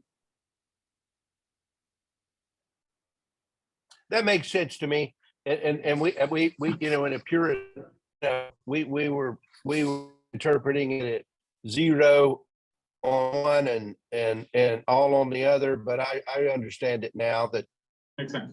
And it's just gonna how you're going to the emphasis.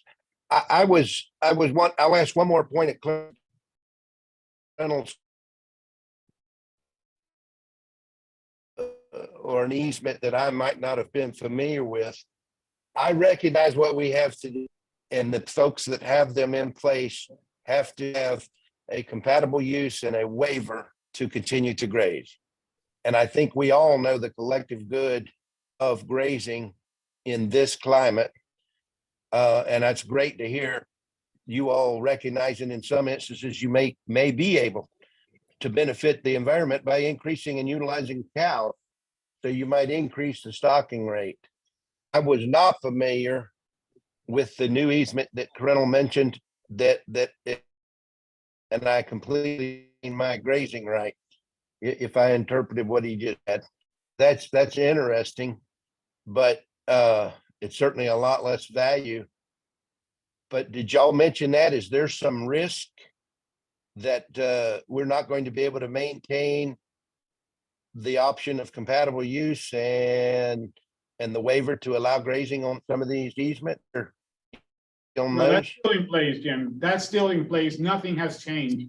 The producer does not want to retain the reserve rights, the grazing rights. It will be how we're doing business today. And it will be through a compatible use and we go forward. But if somebody wants to retain on paper their grazing rights, I want to explore that option if the state technical committee agrees to pursue it and seek it from headquarters to allow us to execute an easement that it will retain grazing rights. We do not have that tool or that package available to producers in Florida today.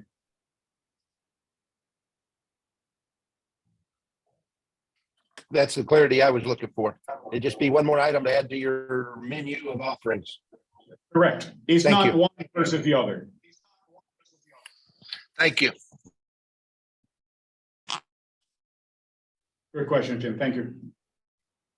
All right, any other questions before we move on?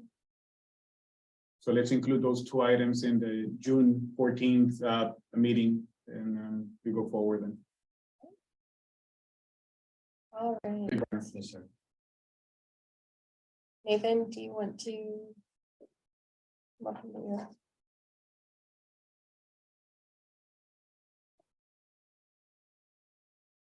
I'll monitor this in case there's questions. Sure. Okay, you just tell me when you want me to change that, Okay.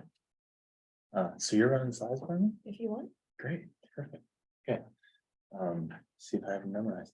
All right, so I am going to talk about the Food Security Act and wetland determinations, more specifically, something called the state offsite methods. Food Security Act and wetland determinations is a huge topic. I am certainly not going to cover all the nuances and intricacies in 6 slides. 30, oh yeah, I don't have 36 slides. Never mind, it's a big presentation. So But I am going to try to give an overview because the state offsite methods won't make sense if you don't at least have some background. So anyway, the Food Security Act, this was originally signed on December 23rd, 1985. It sets parameters for conservation of wetlands and highly erodible land for a USDA participant to maintain their program eligibility. It does not allow NRCS to find someone, tell them they have to stop doing what they're doing.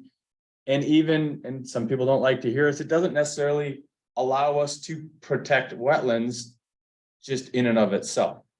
All it does is say, if you want USDA benefits, you have to do certain things when it comes to wetlands and HEL. So there's a lot of misconception there sometimes. I think people, even our own people, sometimes think we use the Food Security Act to protect wetlands, so to speak. Yes, sometimes that's true. Other times it's not. Our job is to implement the Food Security Act. It's very specific in the Food Security Act manual that FSA is responsible for the administrative function of compliance. So that's filling out certain forms, that's working with producers to maintain the eligibility, that's tracking certain things on their maps and in their software system. It's NRCS's job to do the technical determination and then give that information back to FSA and the participant so that they can store it, track it, maintain it, and ultimately, if necessary, retract eligibility, take benefits back if there was a wetland issue, things along those lines. So go ahead.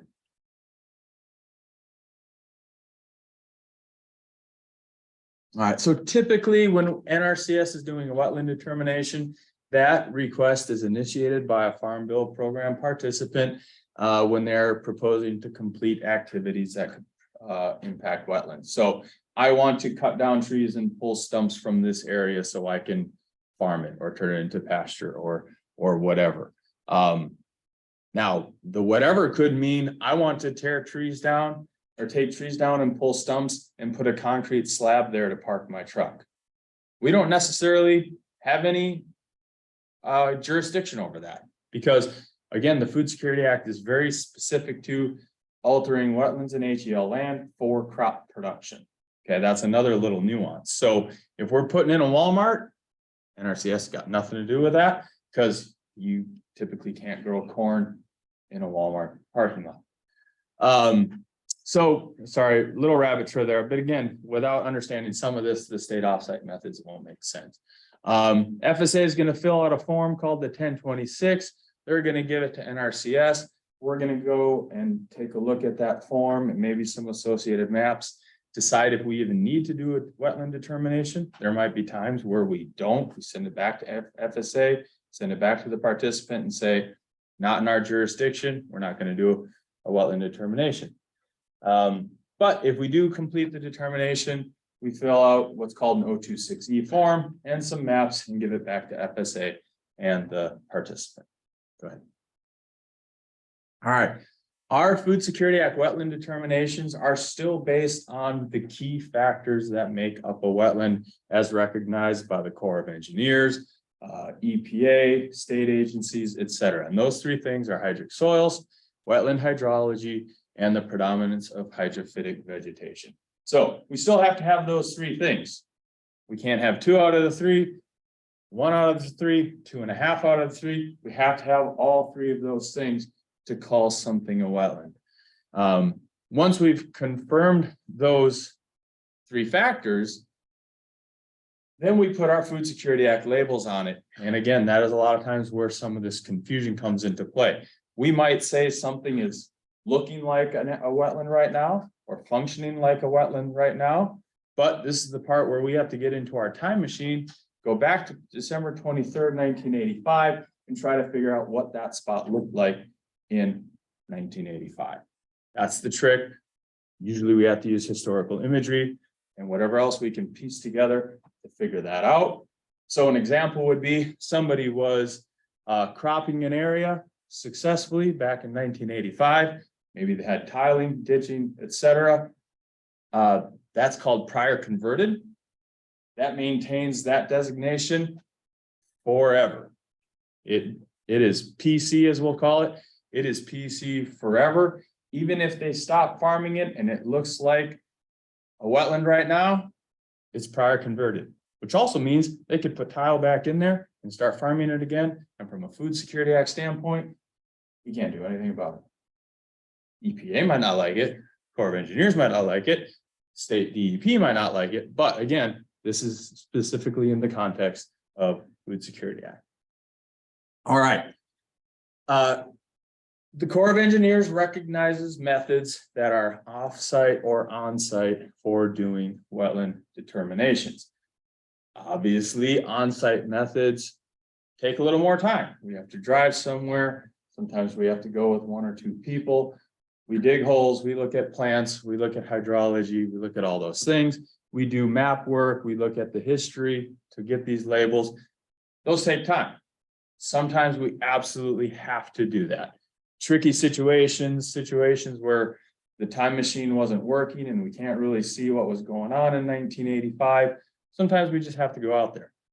But there are a lot of times where we could use an offsite method. We have a lot of GIS tools these days. We have a lot of information that allows us to overlap layers and kind of see these spots where wetlands could be. So that provides us an expedited method or a streamlined method to get wetland determinations done in a timely manner, which is part of what we're supposed to do. Now, in order for us to use those, these methods need to be reviewed and basically approved by public comment. So that brings us to what we're here for today. Go ahead.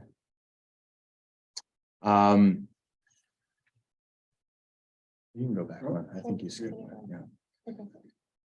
And it's important to remember when reviewing offsite methods or providing comment, it still requires NRCS to determine the existence or absence of those 3 factors. So if we can't do that with an offsite method, then our job is to say, we don't know everything, we have to go to the field anyway. Okay, what we're looking to do here is expedite with our clear-cut examples of, we know there's hydric soils, we're pretty sure there's hydrology, we're pretty sure there's hydrophytic vegetation based on the maps we have. We're going to call this area a wetland or not wetland if one of those 3 doesn't exist.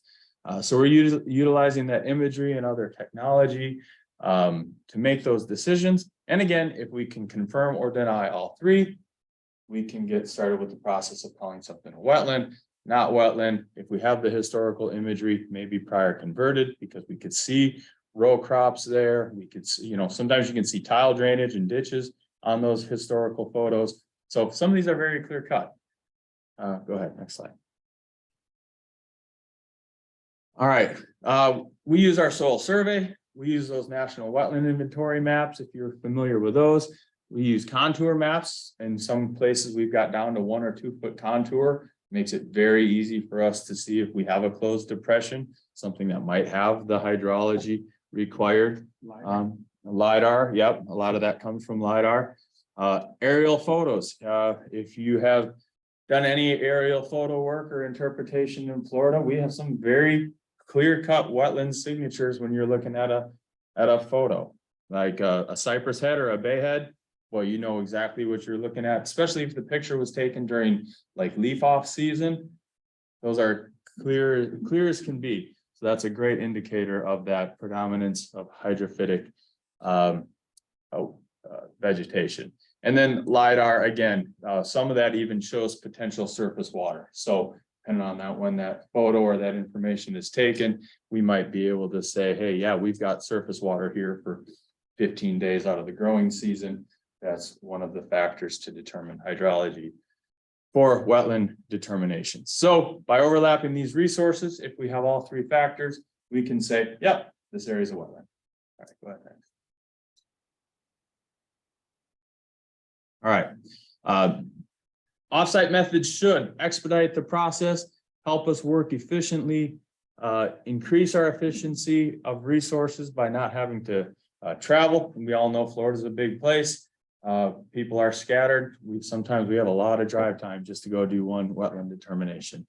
And they should also allow us to stop using that offsite method when we can't make a good determination and go to the field.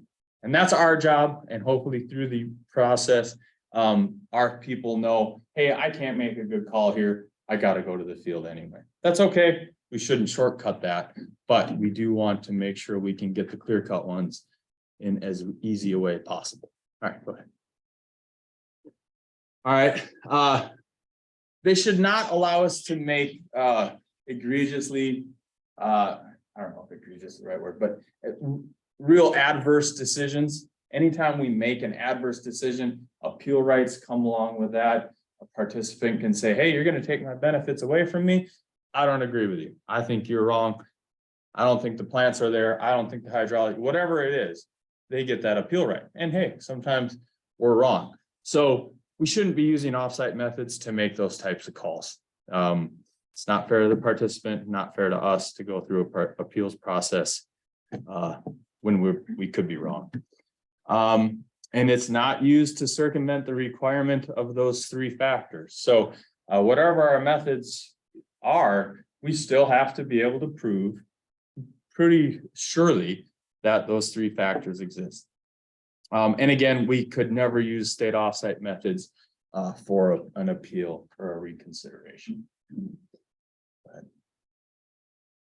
All right, so this brings us to your role as the State Technical Committee. We want you guys to help us review our state offsite methods and tell us what you think. You know, just remember those things that I said. This is in the context of the Food Security Act. It's not in the context of appeals, reconsiderations, because I could see where if you're reading through it, you might say, well, I don't think we should use it in that situation because it's not real clear. I probably would say, well, I agree with you. That's why we're not going to use it in this type of situation. So we'll just send the document out like we do with other documents to the State Tech Committee. 30-day review period. If you care enough to dig into it and you have some knowledge of wetlands or interest in wetlands and how NRCS and FSA, what our role is for, you know, implementing the Food Security Act, by all means, just call myself or Isabel Giuliani, who couldn't be here today. We can answer those questions. We can go over the state offsite methods with you. It's going to read like a lot of policy, which it is. We had to put some of that language in there just to kind of cover ourselves from various things in the Food Security Act. But I think I can talk most people through it if they have questions on what does this mean? How are you guys going to use this? So that's just kind of a crash course in Food Security Act and state offsite methods. Anybody have any questions? Otherwise, we'll just send it out. People can get back with me and we'll take it from there. On order, we're seeking really any edits or yes or no. That's it, really. I mean, that's in essence what we need. All right. Yeah, that's it. Thank you, Nathan. Thank We you. will move on to the capacity of watering facilities, Conservation Practice Standard Code 614 with Jason Strength.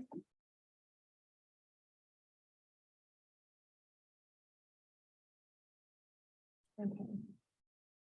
Betty Jo, I will get to your question after we get through this presentation. All right, thank you, Hillary.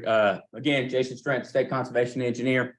Today, briefly, want to discuss one of our conservation practice standards, one of our top practice standards, and that's a watering facility. We call it Code 614. In essence, that in layman's terms, water troughs. Years ago, it used to be called troughs or tanks. Now they're calling it watering facility. But want to discuss a little bit about the capacity required for each basically trough, if you will, or available to the mountains available to the herd and livestock. Next, please. So basically, current practice standard says size of storage capacity for each pasture or series of adjacent pastures based on herd management and how often the watering system is checked, consistent with the operation and maintenance plan. Okay, so basically, if the cattle are checked weekly or they check daily, that should play into the size of the trough and how much storage is needed. Okay. What does that really mean basically in strict terms? What we're saying is a minimum of 1 day storage capacity for each pasture is required unless one of the three below is met. Okay. So if one of these three is met, then we can bypass the 1 day storage in each pasture. The first one is a dependable alternative water source, which is a pond, a stream, lake, something like that, that's available in each pasture. Okay, so it's basically a backup supply.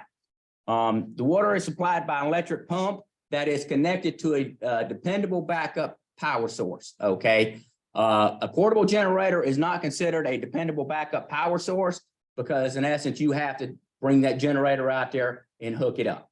If it's basically connected to a automatic generator like a home supplied power source that automatically kicks on when the power goes off, that's what we're considering a backup dependable power source. And the third item is livestock and watering system are checked daily. Okay, so this changes a lot. If the livestock and watering system is checked daily, then obviously if the the operator, landowner, they obviously know if the pump is out of commission or if something happened to the system, we got a broken pipe, something like that. Then that's pretty obvious. So that changes what we're looking for in the storage requirement. Okay. Jason, the second bullet. What about if it's a solar? Yeah, I was just gonna ask that. What about solar?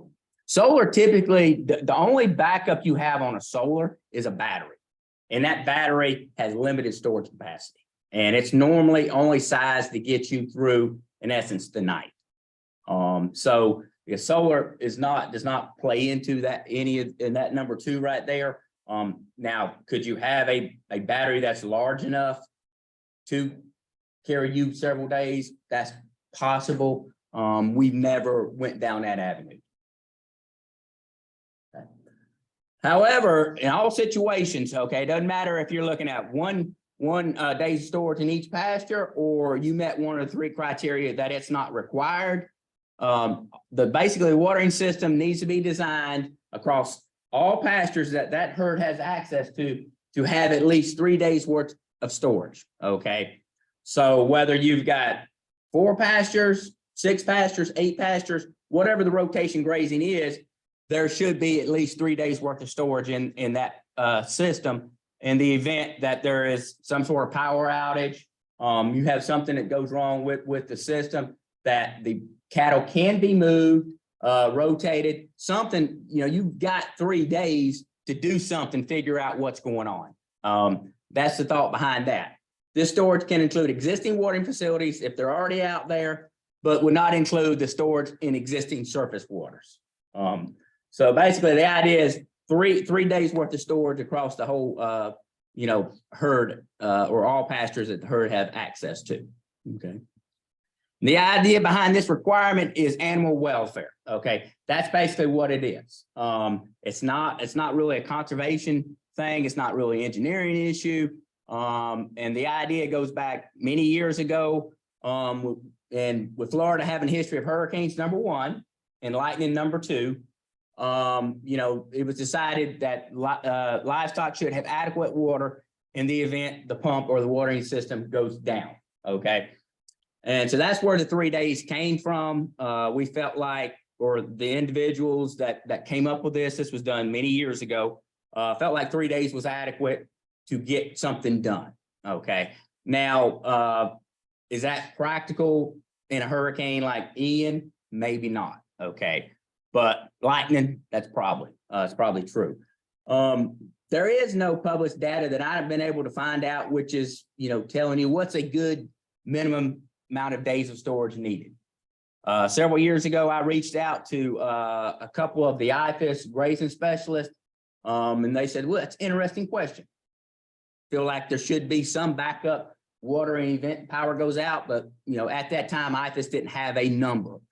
Should they have X many days of storage on hand or not? Felt like it was a good idea. So we have went back and forth on this, but 3 days across the system has been pretty consistent. And that's kind of where we're at right now. Next slide, please. Now, one other consideration that sometimes plays into it, very rarely, but it does occasionally, is what is the perimeter of that water trough? Okay. You've got to be able to allow the livestock to get to the trough and drink. Okay. So a lot of research has been done.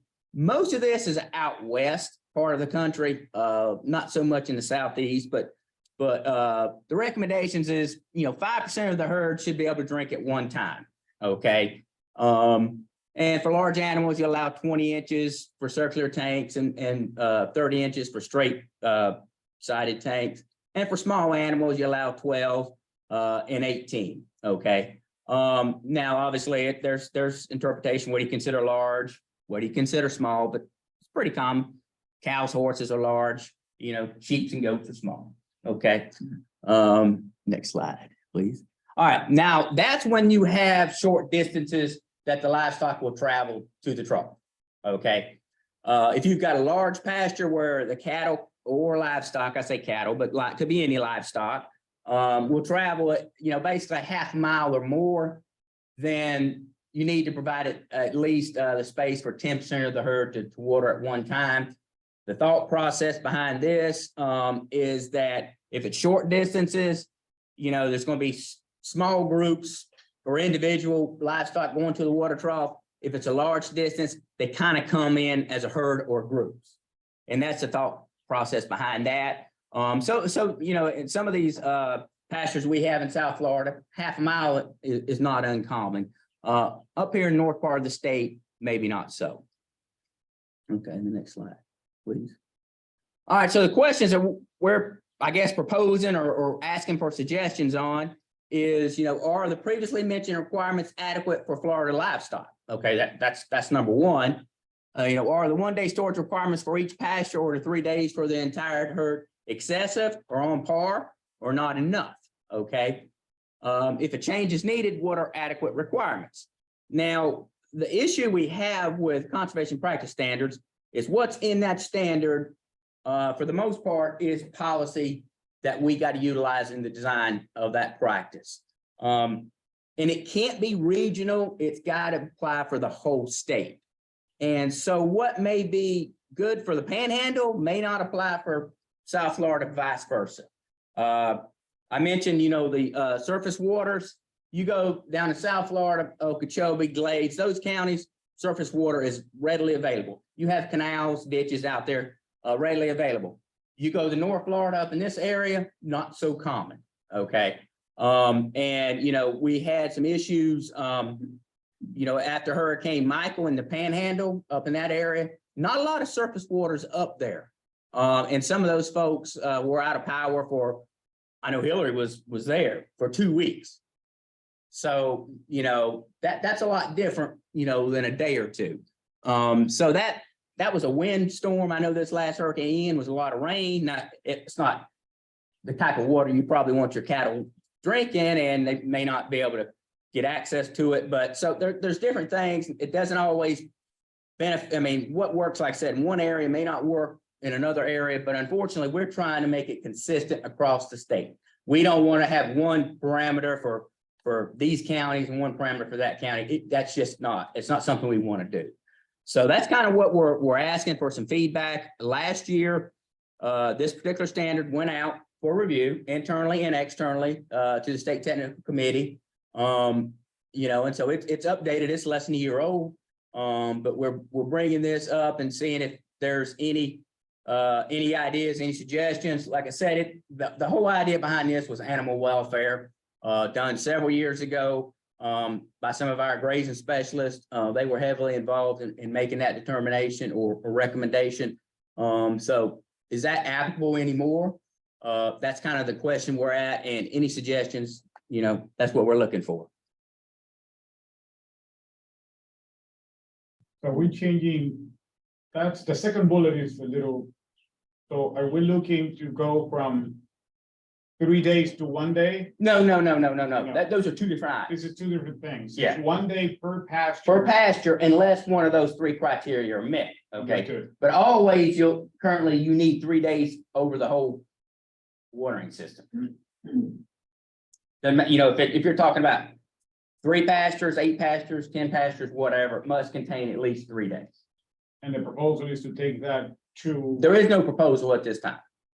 It's just feedback. and if the response is that yes, that those numbers might be excessive What are adequate? and their options will be.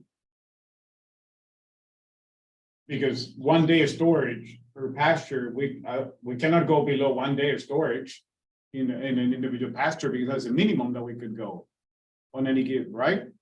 Can we go lower than Yes. 1 day per pasture? Yes. The way the current standard is set, yeah, if you've got a pond, an adequate alternative water source in that pasture, yeah, then you're fine.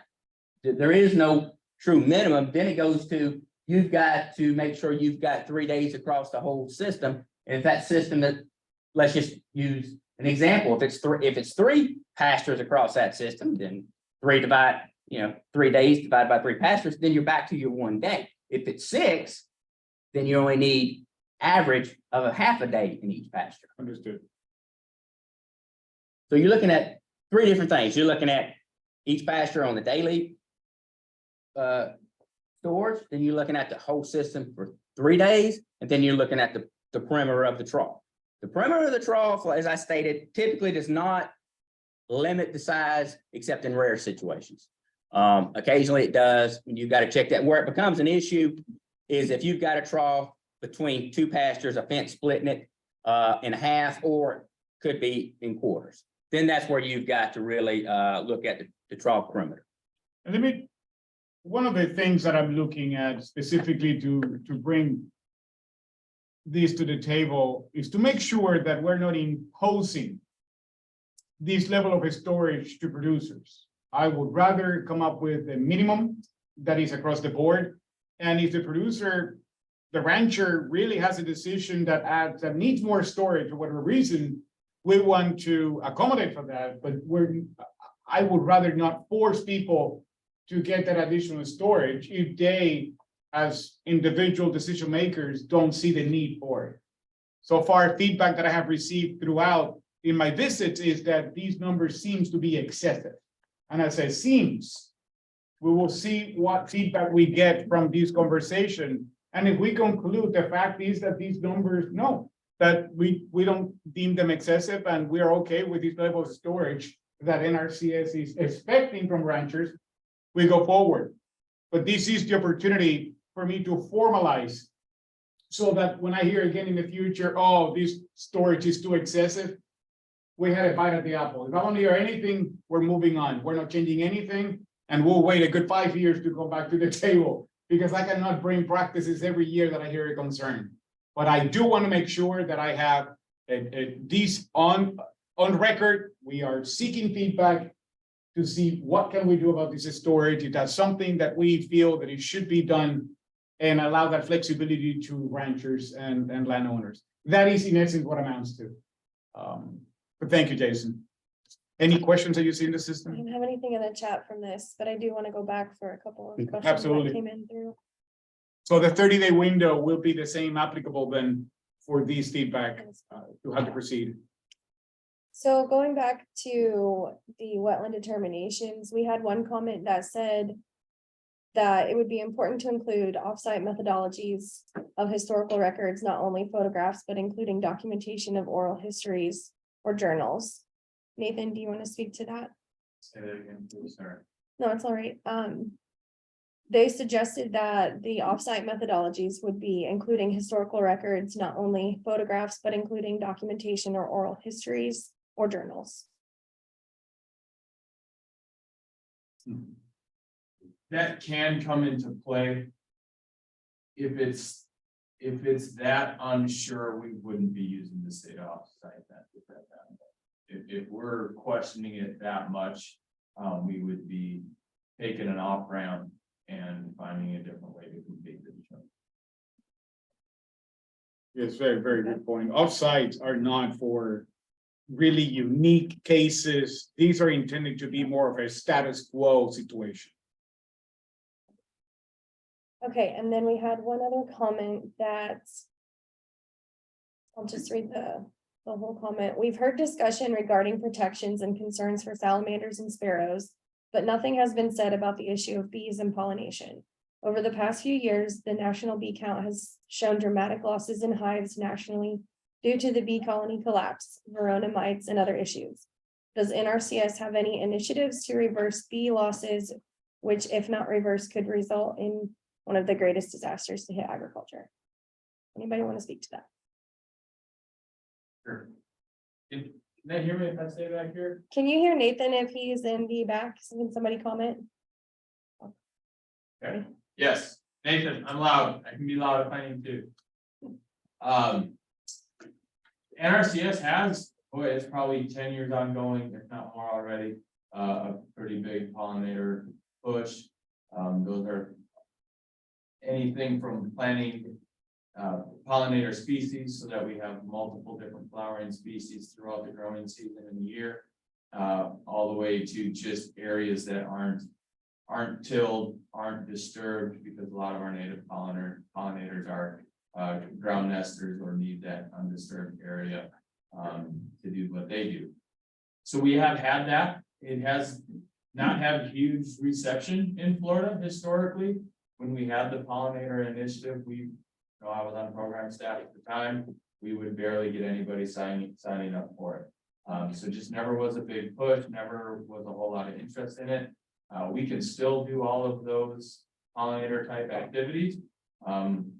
We're happy to work with people if they are interested in it. But again, don't get a whole lot of call for it the way it currently sits. I guess another issue does tend to be our payment schedule and the prices with seed. The seed fluctuation, prices change often. Availability becomes an issue. We've had situations where people planned pollinator habitats and then they couldn't get the seed, and we ended up canceling the contract or taking some other means to do other practices. So there are some, I guess, programmatic and logistical roadblocks at times.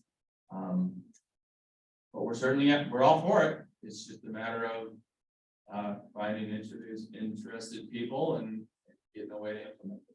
But those practices are available today. Absolutely. So that it's not a single limitation. If we have any producers that have interest on pollinators, we can actually service them today without any limitations.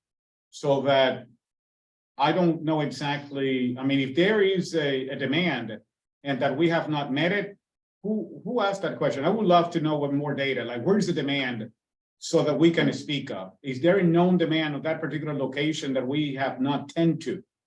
That's what I would like to know. Betty Jo Tompkins asked it, and she also said she's thinking more about the bees themselves. So on the hives and the bees. Well, I know that the decline in the industry in Florida has really put a decline in the bee. Yeah, but we cannot, I mean, like buying bee boxes and that is putting somebody in production. Yeah, that's good spending business. Yeah. We cannot. That's like, hey, can you get seed corn for me to do corn in my fields? Right. So I can't, that we do conservation measures so that when we go there, that is, it's very limited. And what's been the, I guess, the issue with the hurricane on the bee population? I've heard, a couple people told me it wiped them out. So FSA has a program. I don't want to put you in the spot. Yeah. So what that stands for, ELAP. Now I did it. Got me. Yeah. Give me one. I know that he's I mean, FSA. Emergency something. Receive livestock. Oh, okay. See, all combined, we come up with the ELAP.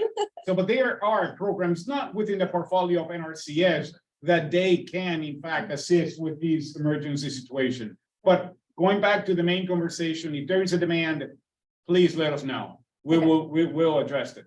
Perfect. All right, so the next few things on the agenda, I'm gonna kind of push through and then we'll go to the partner updates and just open it up to anybody and the partners that want to give any updates. What I'm going to talk about right now is we're going to review the state technical committee memberships. Basically, what I will do is send out an email in the next couple of months, making sure that I have the right contact for the right organizations and agencies.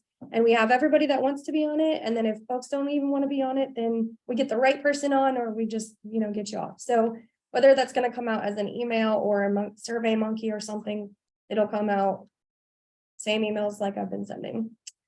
And if you have any comments on that, just please let me know. I think that every 2 years, we should take this effort just to maintain the most updated list. Personnel retires, move on. We have so much cycling, and we have never, this is the first time that we're going to actually do what a bit of a substantial review of our membership. We have folks that likely have retired, long gone, and they still getting emails from us. So that's what we want to update it. We're going to hear back. And this is really important. If by the summer, in June, we have not heard back from any given member, we're going to exclude them from the list.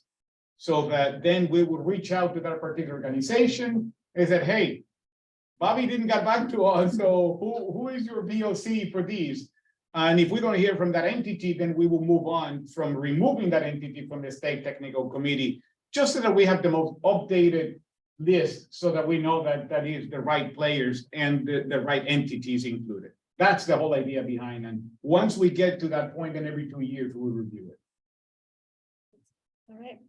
Next thing is, it has been suggested from a couple people that we create subcommittees off of the state technical committee. The first one being aquaculture. We've had a lot of interest in that. Second being forestry. So what Juan and I've discussed is we want to open it up to the state technical committee, decide if we do want to go that route.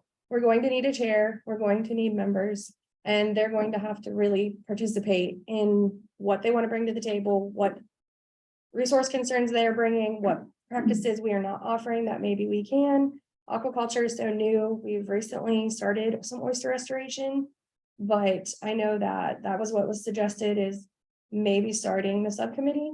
Do you have anything else you want to add to that? Yeah, the subcommittees, we're looking at both of these, forestry and aquaculture, just because they're relatively new to us. And some of you will be pondering forestry new. Well, yeah, we have been engaged with longleaf pine a very long time. But besides that, we haven't explored many alternatives in the forest industry that we could engage with. That's what the subcommittee will bring some substance into, things that we could consider.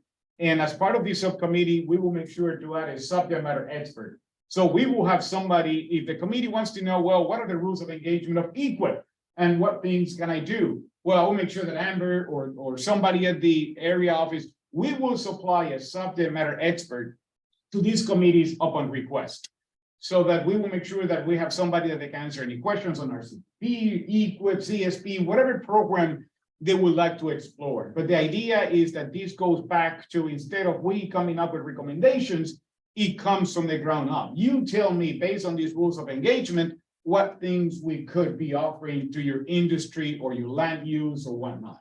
But that's what we're really looking at, is to get feedback, so that when we stand these programs, we have some of these solutions, so we have what to offer to them. Right now, we don't have all the answers. We have never claimed that we have all the answers, and this is why we create these subcommittees. Both of them will need, like Hillary mentioned, a chairperson, and then the membership to the subcommittee. You are required to be part of the state technical committee to be part of a subcommittee. But besides that, we want to make this wide open. I don't know when do we want to establish a deadline. We may want to discuss this now. So we will need a chairperson for each subcommittee in order to proceed. If we do not get a volunteer for chair, the committee will cease to exist. What we can do is include it in the 30-day email that we're already adding some things in. If you want, whoever wants to join or head it up, just respond to me in the 30 days. If you're wondering how it works, how often you need to meet, or any requirements, and you don't want to bring it to the floor, call me, or Hillary, we can talk to you offline to see what that entails and whatnot. But the reality, a summary is a list of practices or activities that we could engage on those two sectors, into agriculture and forestry. All right, so that ends our side of things. Do we have any partners that want to give a brief update? I don't know if there's Or any questions, but anything that we have discussed that you might Kurt, to you. Evan Carter, you raised your hand. Hi, good morning. Can you hear me? Yes, we can. Hi, well, thank you very much. A very interesting, productive meeting. I'm speaking on behalf of the Florida section of the American Water Works. And we want to thank Nathan for coming to our fall conference and speaking on a source water protection Farm Bill 2018 panel. He gave an excellent overview, as a great ambassador for NRCS and the agricultural community. And sending a communication this week to you, Juan, and Nathan, and Hillary, and to continue the conversation in 2023. I've had the opportunity on a couple of these statewide meetings to discuss how interested the drinking water industry is in those Farm Bill 2018 provisions, which we are implementing well, and we were hoping to partner more as we go forward. And thank you, Hillary, for the coordination of Nathan coming to our conference. All I want to say is that we continue to be eager to welcome National Water Quality Initiative applications. Great. Thank you. Thank you. All right, Sharon, thank you. We will definitely include you in the aquaculture subcommittee and emails and anything moving forward. Are there any other partner updates or questions? Anything that we've covered?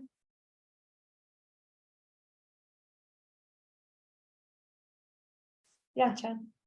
Yeah, Chad Allison, U.S. Fish and Wildlife Service Partners Fish and Wildlife Program. I would just say that we're continuing to move forward on our financial commitments for the RCPPs that have been awarded.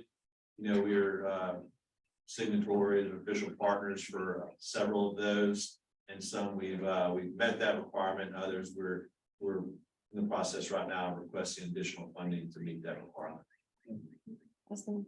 Do you have an update on the Joint Chiefs? Did you mention that earlier? Yeah, I was just curious if anyone had heard about whether or not a decision had been made. Sounds like it has not, but it's coming hopefully soon. It can be very close because the omnibus passed. So the Forest Service said that they were waiting for the bill to pass. And they said that in November. So this passed in December. So I think that it's a matter now of weeks instead of months. FY22 selections or selections for 23? It should be 23. Okay. Yes, yeah. So that is intended to be an allocation for 23. Thank you. By the way, I mean, who's acting for Leo? Do you know? His deputy Mike Oetker, I believe, is acting for. Got it. And okay. so then they're circulating others acting in that deputy role while Mike is filling as the RD. Understood. Yeah. Thank you. All right. If you can email me his contact information.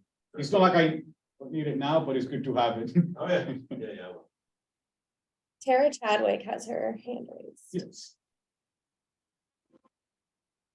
I'm muting. I just wanted to take a moment to say thank you for inviting me to this meeting. This is my first ever time sitting in, and I really wanted to get a sense of the types of things that were discussed at the NCRS technical committee meeting. And I just wanted to give you my feedback that, it was a really great sort of snapshot of a lot of different things that are of concern within a lot of the different areas that I didn't realize NCRS sort of has their,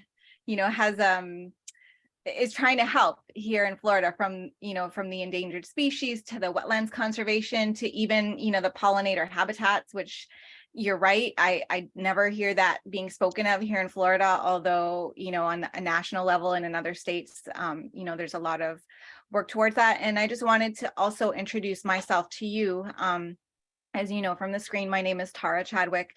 What you may not know is that I'm one of the 12 people that was appointed last January to the inaugural Federal Advisory Committee on Urban Agriculture and Innovative Production. And so a lot of the issues that you guys brought up today are things that have been spoken about in the last, year of getting this committee moving. And so I just also wanted to give you an invitation as well to feel free to continue to forward me, any of the materials that we discussed, so that if there are, one of our tasks as committee members, I'm on a 2-year term. So next, at some point this year, there'll be another call for committee members for that committee. But we are making recommendations to the Secretary of Agriculture. And so, feel free to email me the things that you think would benefit from an added voice on the national level. Thank you. And thank you for explaining to me all your millions of acronyms that I didn't know what you were talking about half the time. I will give you a call today if you're available this afternoon, because we need to talk about payment schedule on these small scale productions. It's much better if you email me, because if you talk to me, I'm going to forget. And this afternoon, I'm actually flying to DC. Yeah, I don't know that we'll have the time to spell it all out, but that's okay. We will get there. Okay, thank you so much.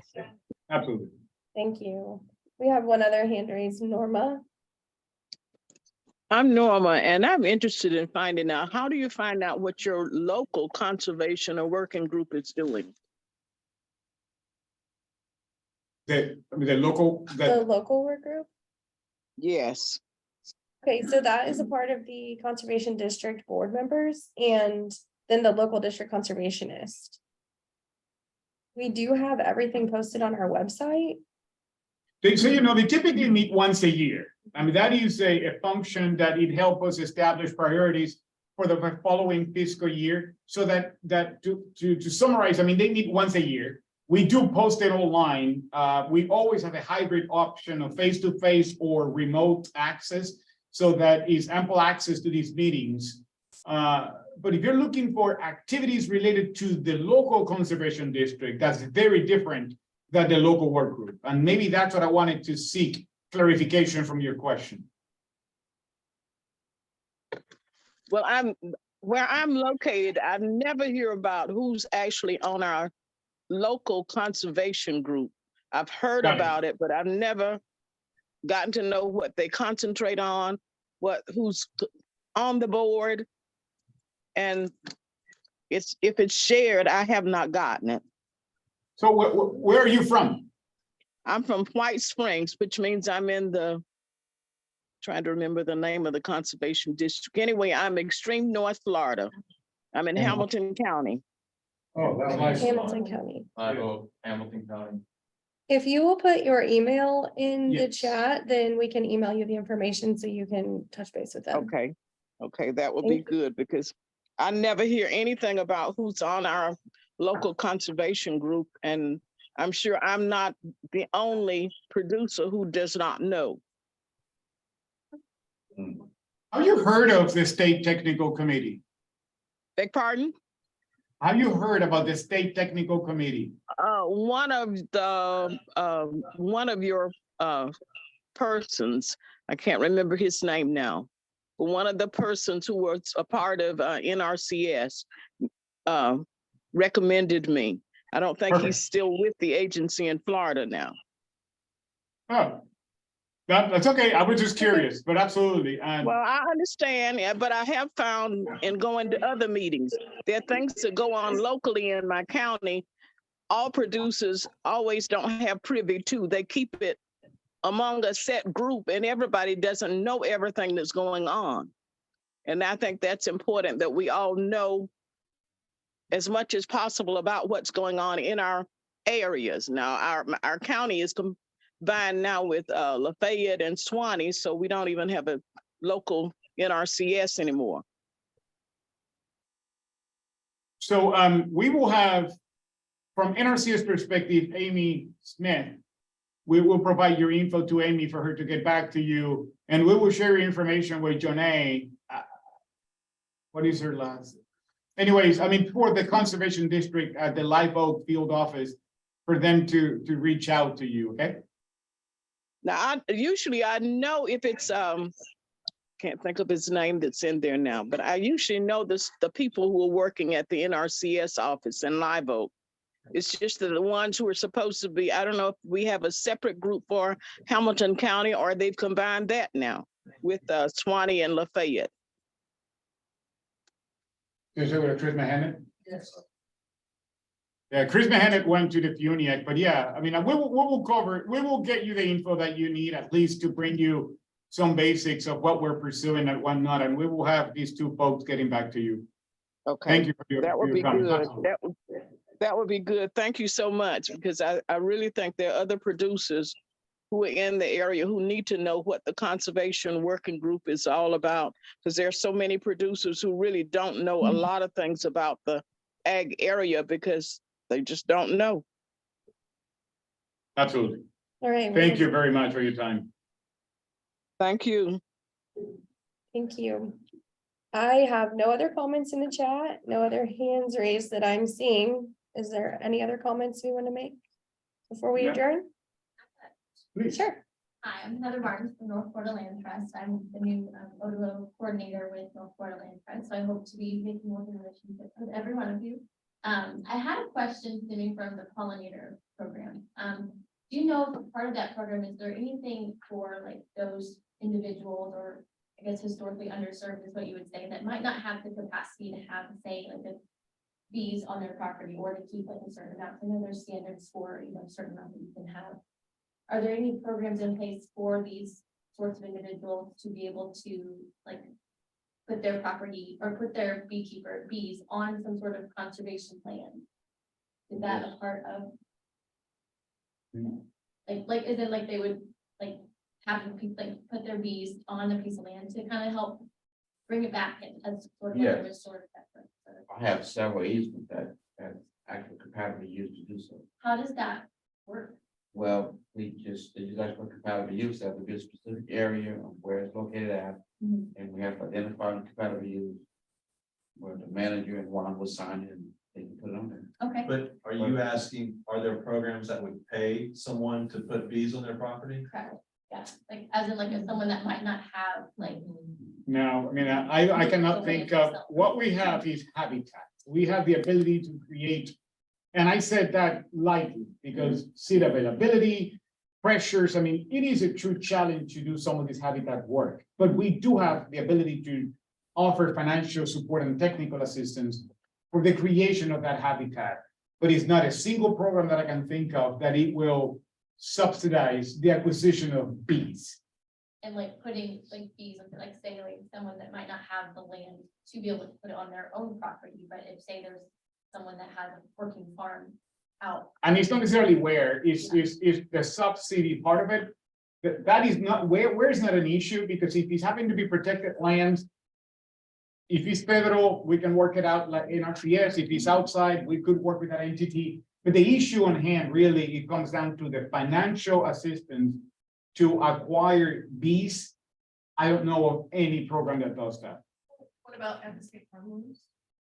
Do they provide? Well, loan, Well, you no know, doubt, the loans loan, I mean, you can get a loan to, Well, that would be the extent of specific. but I think that people look for financial, not a, I don't think you were making reference to a loan, more of a financial assistance. I would think, yeah, well, and kind of like what you were saying, like someone being able to put, you know, like their hives on a piece. We have no issue with that. If somebody brings their own hives, we can work it out, but paying for the hives and paying for the bees, a whole different conversation. Right, okay. I think the private response between people, that's how that's done. You know, you ask somebody, can I put your bees over here, you're growing a watermelon crop, you got a squash crop, you know, it's kind of done privately, I think, more or less. Okay, there's no like programs where someone that wasn't aware, maybe a landowner that was open to the possibility of having somebody have their bees on their property. There's no like sign up. I think about go to their local bee clubs and bee associations. Okay. There's probably some industry specific associations that might be able to help. Local extension office. Extension office, yeah. UFI is perfect. We can always cook an RCPP if that is an interest. But that will be a sidebar, that is a sidebar conversation, but we can always talk. Absolutely, eager to. All right, last things, if you did not see my message in the chat earlier, then please put your name and your contact information if you attended via Zoom. I believe everybody else signed in our sign-in sheet. And the next meeting is June 14th here at the state office. And that's all we have. So I will be sending out an email with the feedback for 30 days. And then we will have this reporting updated on our website shortly. Might be a few days, but we will get it up there. So, I wanted to thank everybody for the feedback. Great meeting. We are right on time. We have even 9 minutes to spare to give it back to you. So right on time. Thank you for keeping the meeting moving, Hillary. And so for the next meeting in June, we already have the 2 easement items. They're going to back in the agenda. I would like for Nathan or somebody to provide a presentation in June as of the procedure or process that we want to share with the local offices, where it is how to collect payment information for some of these scenarios. What is it that we were pursuing? So some basic information as of how the process would work, so that we actually send the info out. People will know, because I just learned today that we needed to collect these receipts and all that today.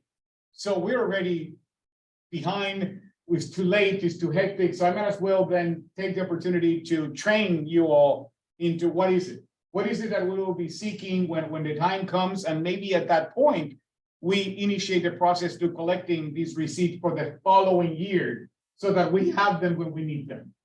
So that maybe in June, we start talking to folks, hey, if we want the following scenarios, we will need these receipts by fall, so that we can incorporate them into our payment schedule. I just want the right cycle, so that people understand when and what, so that the time comes, at least we may have some takers to share that info with us, so that we can forward to the payment schedule team for consideration. We have nothing to lose and everything to gain by doing that process. With that, that's all that I have. So thank you for your participation and feedback. Always appreciated and welcome. Have a great day, and we will see you again in June. Thank you. We have one more raised hand. I'm sorry, Oh, Tony. we have one more hand. Yeah, Hillary, this is Tony Grossman, and I just wanted to let you know the chat was disabled, so we could not put our information in the chat. Okay. Let me see. I'm so sorry. Let's see if I can get it.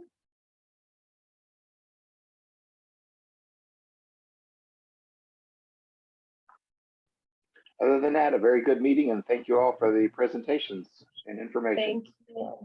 Thank you, Tony. And Tony, by the way, Isabel, the new state soil scientist, is we need to work together with these the turtle program and these we need to have a final conversation to how to proceed with some of these. She's getting some questions. We need your help. Yes, I understand. Awesome. I think I've got it back where the chat is back to normal. So I think I saw somebody put that in. So sorry about that. We will, if you'll all, I won't close the meeting until everybody finishes putting that in. Thank you so much. Will do. Thanks Have again. a great day, guys. Thank you all. Bye-bye. Thank you.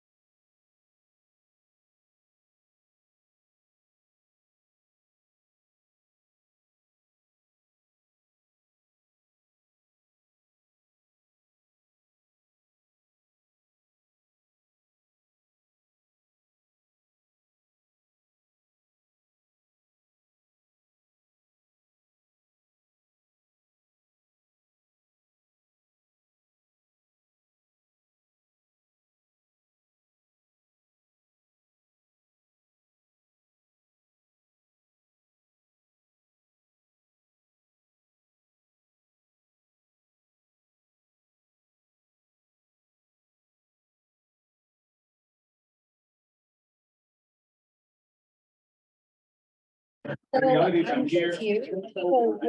Looking, it looked like. I might be welcome to talk. It says it's recording for 2 hours and 20 minutes. I don't know where there was a break. It almost looked like there was. It was only a 2-hour meeting. It's 3 hours. Oh. What happened? Because when I went to one point, I was like, and it was, we had difficulties, we had to change the screen over. I don't know if that cut it off, so maybe there's 2. Gosh, I don't know. I don't know anything about that recording stuff. Either. Where's it? Forget it. Yeah. You see ya. Thank Thanks y'all. for coming. You've been a long way. I Yeah. appreciate it.